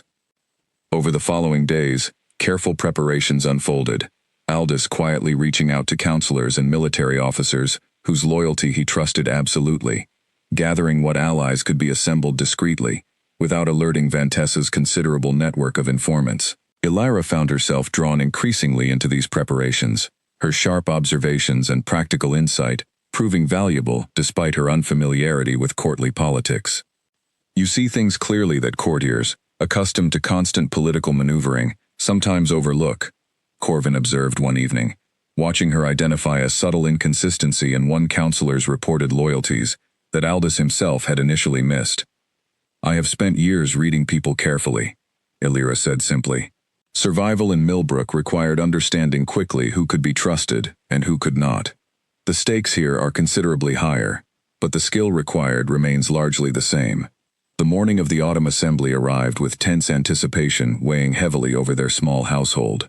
Illyra dressed in modest but respectable clothing Aldous had procured for her, uncomfortably aware of how conspicuously out of place she would appear among the capital's gathered nobility, yet resolved to stand beside Corvin regardless of whatever judgment awaited them both. Are you frightened? Finn asked quietly, watching her prepare with evident concern. Somewhat, Illyra admitted honestly, but I have faced frightening things before, Finn. We managed then, and we will manage now. They arrived at the Grand Council Hall just as the assembly began, Corvin entering through a concealed side entrance Aldous had arranged, timing his appearance for maximum impact once Vantessa had begun her carefully rehearsed remarks regarding the kingdom's ongoing stability following his supposed tragic death. Illyra watched from a discreetly positioned alcove, as Corvin stepped forward at precisely the right moment, his presence alone silencing the entire assembled council mid-conversation, shock and disbelief rippling visibly across dozens of noble faces, Vantessa's own composure cracking momentarily, before she recovered with practiced, cold precision. Your Majesty, Vantessa said, her voice carrying forced warmth that did not fully mask the calculation visible in her sharp eyes. We believed you lost to us. What a miraculous, unexpected return. Miraculous indeed, Corvin said, his voice carrying clearly across the stunned assembly, considering the considerable effort invested in ensuring that return never occurred. Murmurs spread rapidly through the gathered council as Corvin continued, laying out methodically and clearly the evidence of his ambush, his captivity, and the coordinated attempts to prevent his return, evidence gathered carefully over the preceding days with Aldous' assistance. Vantessa's expression grew increasingly strained as counselor after counselor exchanged uneasy glances, her carefully constructed narrative visibly unraveling before the assembled court. These are baseless accusations, Vantessa said sharply, though desperation had begun creeping into her otherwise controlled tone. Grief and prolonged captivity have clearly disturbed your Majesty's judgment. Then perhaps you can explain, Corvin said calmly. Why one of your own agents, confronted directly in the village of Millbrook, confirmed your explicit involvement in orchestrating my capture.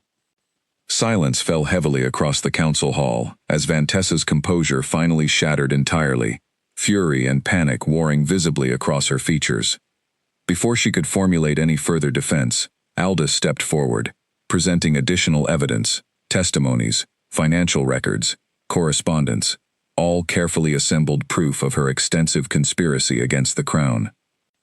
Illyra watched from her alcove with fierce, quiet pride as Corvin stood firm before the entire assembled nobility, reclaiming with calm, unwavering resolve the throne that had been so viciously stolen from him, exposing at last the full extent of the betrayal that had nearly cost him everything.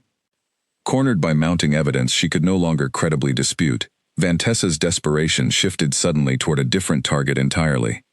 Even if these accusations hold some merit, she said, her voice regaining sharp, calculating control, the council should know, Your Majesty's judgment remains questionable in other matters as well.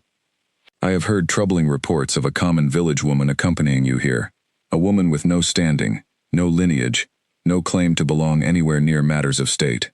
All eyes turned suddenly toward the alcove where Illyra stood, and she felt her heart lurch painfully as Corvin's gaze found hers, silent apology and fierce protectiveness, both evident in his expression. She stepped forward before he could speak on her behalf, some stubborn pride refusing to allow her to remain hidden while her worth was so publicly questioned. I am Illyra, of Millbrook, she said clearly, her voice steadier than she felt as dozens of noble eyes assessed her plain, humble clothing with obvious disdain. I hold no title, no lineage of note, only the truth of what I witnessed and what I know. And what possible relevance, Vantessa said coldly, could a common seamstress hold regarding matters of the crown's succession? Perhaps, Illyra said, drawing courage from someplace deep and unshakable within herself, the same relevance as anyone willing to show kindness to something wounded and afraid, rather than seeking only to exploit or destroy it. I fed a starving, chained wolf when everyone else in my village feared and avoided him. I did not know then that I fed a king. I only knew he was suffering, and that suffering deserved mercy rather than cruelty. A murmur passed through the assembly, something shifting subtly in the collective mood, as Illyra continued, steadying further with each word. Lady Vantessa speaks of standing and lineage, as though these alone determine worth, she said. Yet it was not lineage that orchestrated an ambush against a rightful king. It was not standing that hired hunters to trap and nearly kill him, nor agents to threaten innocent villagers, nor arsonists to burn homes and livelihoods as mere distraction, for violence against a child and the woman caring for him. Vantessa's composure cracked further, fury flashing openly across her features now. You dare accuse me directly, she snapped, forgetting momentarily her earlier careful performance of innocence. I dare speak the truth, Illyra said, holding her ground despite every instinct urging retreat before such powerful, furious opposition. The same truth Corvin has already presented, with considerably more evidence than my simple testimony alone provides. I do not need noble birth to recognize cruelty when I witness it directly, nor to recognize kindness deserving of loyalty in return. Aldous stepped forward then, producing a final piece of evidence that settled the matter definitively. A signed confession from the stranger Corvin had confronted in Millbrook, secured through careful negotiation in the days since their arrival, detailing explicitly Vantessa's orders and the extensive network of agents she had employed throughout her extended conspiracy. The council hall erupted into heated discussion as councillors who had previously supported Vantessa's narrative now scrambled to distance themselves from her exposed treachery, while those who had remained quietly loyal to Corvin throughout his absence stepped forward with renewed confidence to reaffirm their allegiance. Vantessa, recognizing finally the complete collapse of her carefully constructed scheme, made one final desperate attempt to flee the hall, only to find guards, loyal to Aldous and now visibly loyal once more to their true king, blocking every exit. Lady Vantessa Hollow, Corvin said, his voice carrying grave, unwavering authority across the silenced hall. You stand charged with conspiracy against the crown, orchestration of attempted regicide, and endangerment of innocent subjects in pursuit of your ambitions. You will be held for formal judgment before this council, according to the laws you yourself once claimed to serve faithfully. Guards moved forward to restrain her, and Vantessa's earlier cold composure finally shattered entirely into raw, unrestrained fury. "This is not finished," she spat, struggling briefly against the guard's firm grip, before recognizing the futility of further resistance. "You will regret sparing me rather than simply ending this cleanly." "Perhaps," Corvin said calmly, watching her led away toward whatever judgment awaited her formal trial. "Though I find mercy, even toward those who have wronged me grievously, considerably more befitting a rightful king than the cruelty you yourself so readily employed." As Vantessa disappeared from the hall under heavy guard, the assembled council turned their attention back toward Corvin, murmurs of renewed loyalty and relief spreading steadily among nobles eager now to distance themselves from association with the exposed conspiracy. Corvin addressed them directly, his voice carrying calm, resolute authority. "The threat that nearly cost this kingdom its rightful ruler has been exposed and contained," he said. "I intend to see justice served properly, through fair and thorough process, and I intend equally to see this kingdom's stability restored fully, beginning today." As the council slowly dispersed, still murmuring among themselves over the extraordinary events they had just witnessed, Corvin crossed the hall directly toward Alira, ignoring the curious glances that followed his every movement. "You did not have to speak," he said quietly, though gratitude and admiration both were evident in his tired expression. "I would have defended you regardless." "I know," Alira said simply, "but I did not wish to stand silently while my worth was questioned before an entire council. Some things, Corvin, a person must defend for themselves." Something warm and profoundly grateful passed across his features as he studied her carefully, exhaustion from the day's confrontation finally showing plainly beneath his composed exterior. "You continue to remind me," he said softly, "why I traveled so far from Millbrook to find you again, and why I have never once regretted that journey, regardless of the danger it eventually brought upon us both." Aldous approached them shortly after, his expression relieved despite the day's considerable tension. "The council will require several days to properly settle matters regarding Lady Vantessa's formal judgment," he said, "but your Majesty's position appears secure once more. The immediate danger, at least, has passed." Alira allowed herself, for the first time in what felt like weeks, a genuine breath of relief, the accumulated fear and tension of their long journey finally beginning to ease. Finn, who had watched the entire proceeding with wide-eyed astonishment from beside Aldous, rushed forward to embrace his sister tightly. "You were very brave," he said, pride evident in his young voice. "Braver than anyone else in that whole room." "We were brave together," Alira said, holding him close, gratitude and love swelling warmly within her chest, despite the day's considerable exhaustion. "All of us." Golden autumn light spilled across the palace gardens on the morning Lady Vantessa's formal judgment finally concluded, 3 weeks after the council hall confrontation that had exposed her extensive conspiracy against the crown. Alira stood beside Corvin in a quiet antechamber overlooking the gardens, watching servants prepare the grand courtyard for an announcement Corvin had promised would come once matters of justice had been properly settled. The trial itself had proven lengthy and thorough, Aldous ensuring every piece of evidence received careful, fair consideration, despite the overwhelming weight against Vantessa's defense. In the end, stripped of her titles and estates, she had been sentenced to permanent exile from the kingdom's borders, a mercy Corvin had insisted upon despite considerable pressure from counselors demanding harsher punishment. "You could have sought more severe justice," Alira observed, watching him study the gardens with quiet contemplation. "Many would have understood, given everything she attempted against you." "Cruelty," answered, with equal cruelty, "accomplishes little beyond perpetuating the same darkness," Corvin said thoughtfully. "I would rather my reign be remembered for justice, tempered with mercy, than for vengeance, however understandable such vengeance might have seemed." Alira studied his profile, admiration swelling warmly within her chest, at the quiet strength and integrity he continued demonstrating, even now, with his throne finally secure once more. "Millbrook will be relieved to learn the danger has passed," she said. "I received word yesterday that the barns Culm lost to the fires have already been rebuilt, using funds you arranged discreetly through Aldous." "It was the least I could offer," Corvin said. "Given the destruction my presence brought upon your village, however unintentionally." "They do not blame you," Alira said gently. "Marjorie's letter made that quite clear. If anything, Millbrook speaks of you now with considerable pride, claiming some small connection to the Alpha King's remarkable return to power. A faint, genuine smile touched Corvin's mouth at this, though his expression soon grew more serious as he turned to face her directly, something solemn and deliberate entering his manner that immediately drew Alira's full attention.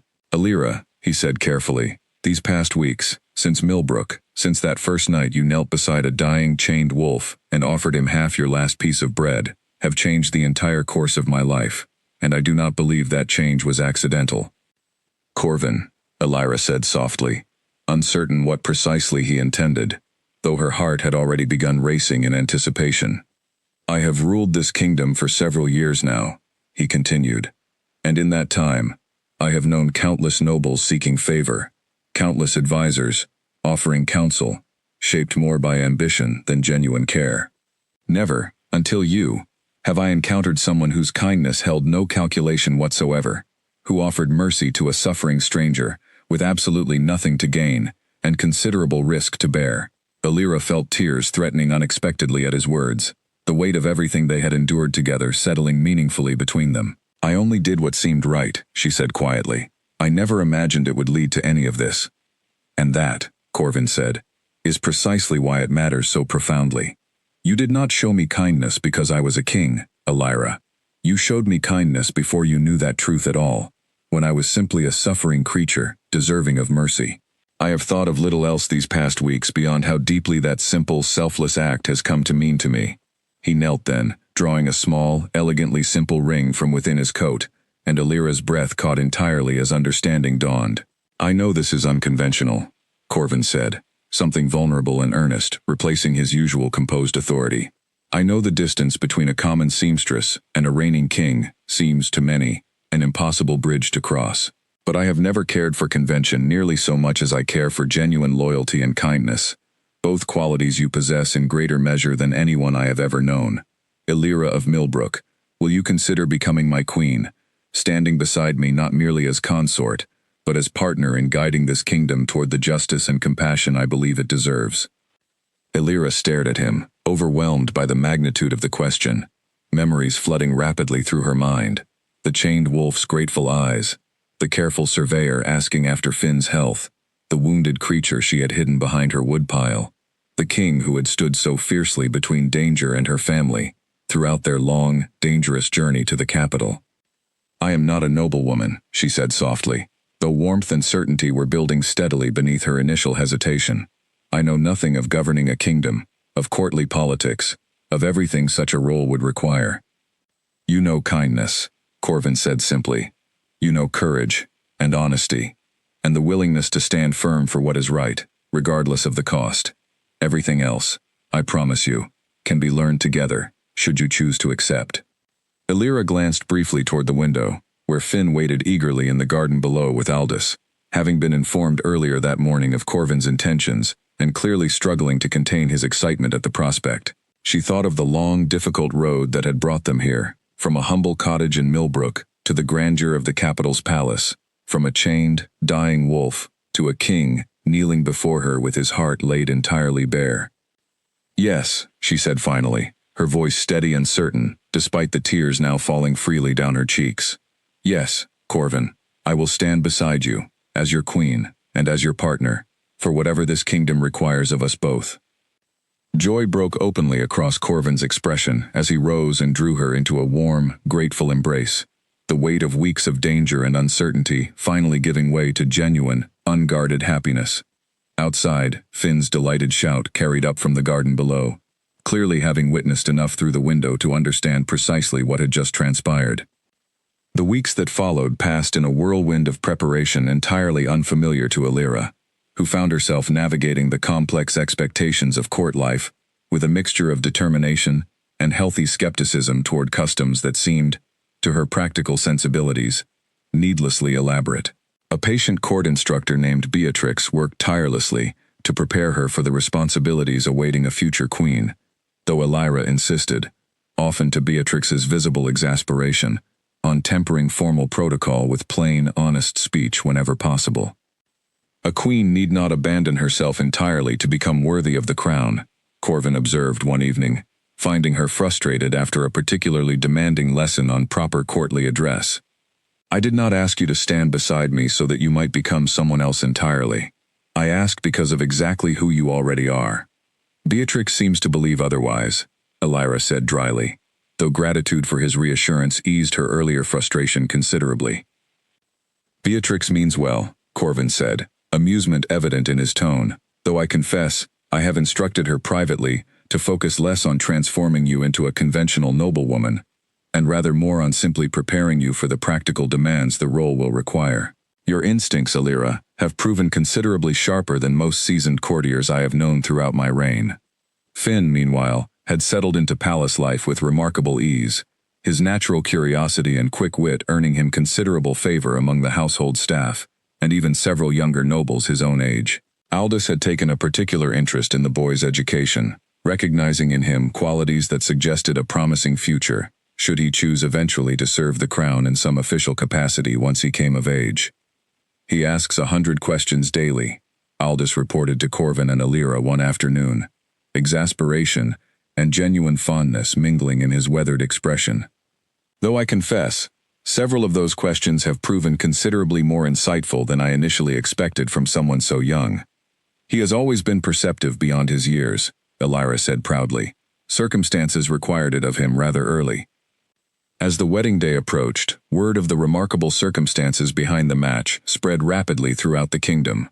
Common folk and nobility alike captivated by the story of a humble seamstress who had shown mercy to a chained, dying stranger, never suspecting she had fed and comforted their rightful king. Elira received countless letters from villages across the realm, many from women who found in her story renewed hope that kindness, however small or seemingly insignificant, might yet be recognized and rewarded in a world that often seemed to value only wealth and status. She answered as many as she reasonably could, though the sheer volume quickly proved overwhelming, and she found herself grateful for Beatrix's patient assistance in managing correspondence alongside the countless other preparations required before the formal coronation and wedding ceremony could properly take place. Vantessa's formal sentencing occurred quietly, several days before the wedding itself. The disgraced noblewoman, stripped of her titles and estates, escorted under heavy guard toward the kingdom's distant border, forbidden ever to return under threat of severe punishment. Elira felt no particular satisfaction witnessing her enemy's downfall, only quiet relief that the danger threatening Corvin, and by extension herself and Finn, had finally, definitively concluded. "Do you believe she will attempt further trouble?" Elira asked Corvin, the evening before their wedding, watching him review final preparations for the following day's ceremony, with characteristic thoroughness. "Perhaps," Corvin admitted honestly, "though exile strips her of the resources and influence that made her previous conspiracy possible. I do not believe she poses the same immediate threat any longer, though Aldous will maintain careful watch regardless, as a reasonable precaution." Elira nodded, comforted by his characteristic thoroughness and the genuine loyalty Aldous had demonstrated throughout their entire ordeal. "Tomorrow feels almost impossible to believe," she admitted softly. "A few short months ago, I was mending torn clothing in Millbrook's Market Square, uncertain how I would afford enough food for Finn and myself through the coming winter." "And tomorrow," Corvin said gently, taking her hand within his own, "you become queen of this entire kingdom, beloved already by countless subjects, who have never even met you personally, simply for the kindness your story represents. I hope I prove worthy of that love," Elira said quietly, uncertainty briefly surfacing despite her general confidence. "You already have," Corvin said firmly. "Every single day since that first night in Bertram's cellar, you have proven precisely the kind of worth that matters most, Elira. Titles and ceremonies simply make official what has already long been true." The coronation ceremony took place 3 weeks later, under clear autumn skies, the palace courtyard filled with nobles and commoners alike, drawn from across the kingdom to witness the historic joining of their once beleaguered king with the humble village woman, whose simple act of kindness had, against every reasonable expectation, reshaped the course of an entire realm. Marjorie and Petra traveled from Millbrook specifically for the occasion, joined by Calm and several other villagers eager to witness the remarkable culmination of events that had begun so unexpectedly in their own quiet corner of the kingdom. As Corvin placed the queen's crown gently upon Elira's head, formalizing before the entire assembled kingdom what had already become true within both their hearts. Elira caught sight of Finn standing proudly among the honored guests, dressed finely for the first time in his young life, beaming with unrestrained joy at his sister's remarkable transformation, from struggling seamstress to reigning queen. "Long live the Alpha King," the assembled crowd called out, "and long live his queen." Corvin turned to Elira, once the formal ceremony concluded, taking her hand gently within his own, as the crowd's celebratory cheers continued rising around them. "From a dying wolf's desperate hunger," he said softly, meant only for her ears, amid the surrounding celebration, "to a kingdom's rightful queen. I do not believe any story has ever felt quite so remarkable, nor quite so deserved." "Nor I," Elira agreed, warmth and profound gratitude settling deeply within her heart as she looked out across the joyful crowd, toward a future neither of them could have possibly predicted, the night she knelt beside a chained, starving creature and offered him half her last piece of bread. That evening, once the formal celebrations had finally quieted and the palace settled into peaceful rest, Elira stood alone briefly on a private balcony, overlooking the gardens, reflecting on the extraordinary distance she had traveled since that first frightened night in Bertram's cellar. Corvin joined her quietly, wrapping a warm cloak gently around her shoulders against the cooling evening air. "Regrets?" he asked softly, watching her thoughtful expression. "None," Elira said honestly, leaning comfortably against him. "Only gratitude. For everything that brought us here, however difficult certain parts of that journey proved to be." Finn found them there minutes later, still buzzing with excitement from the day's festivities, and the three of them stood together quietly beneath the star-filled sky, a family bound not by blood or noble lineage, but by loyalty freely given, and kindness never forgotten. "What happens now?" Finn asked eventually, ever curious about whatever came next. "Now," Corvin said, smiling warmly at them both, "we simply continue forward, together, whatever challenges or joys this kingdom brings our way." In the years that followed, Millbrook flourished considerably under the new queen's continued attention and generous support, its people forever remembering the remarkable origins of their queen's rise, a story told and retold to children throughout the kingdom, of kindness shown without expectation of reward, and of a king who never forgot the woman brave enough to offer mercy when the whole world offered only fear. And though the throne brought countless new challenges and responsibilities neither had fully anticipated, Elira and Corvin faced each one together, bound not by crown or ceremony alone, but by the same simple, unwavering kindness that had first drawn them together in a dark, forgotten cellar, one shared piece of bread at a time.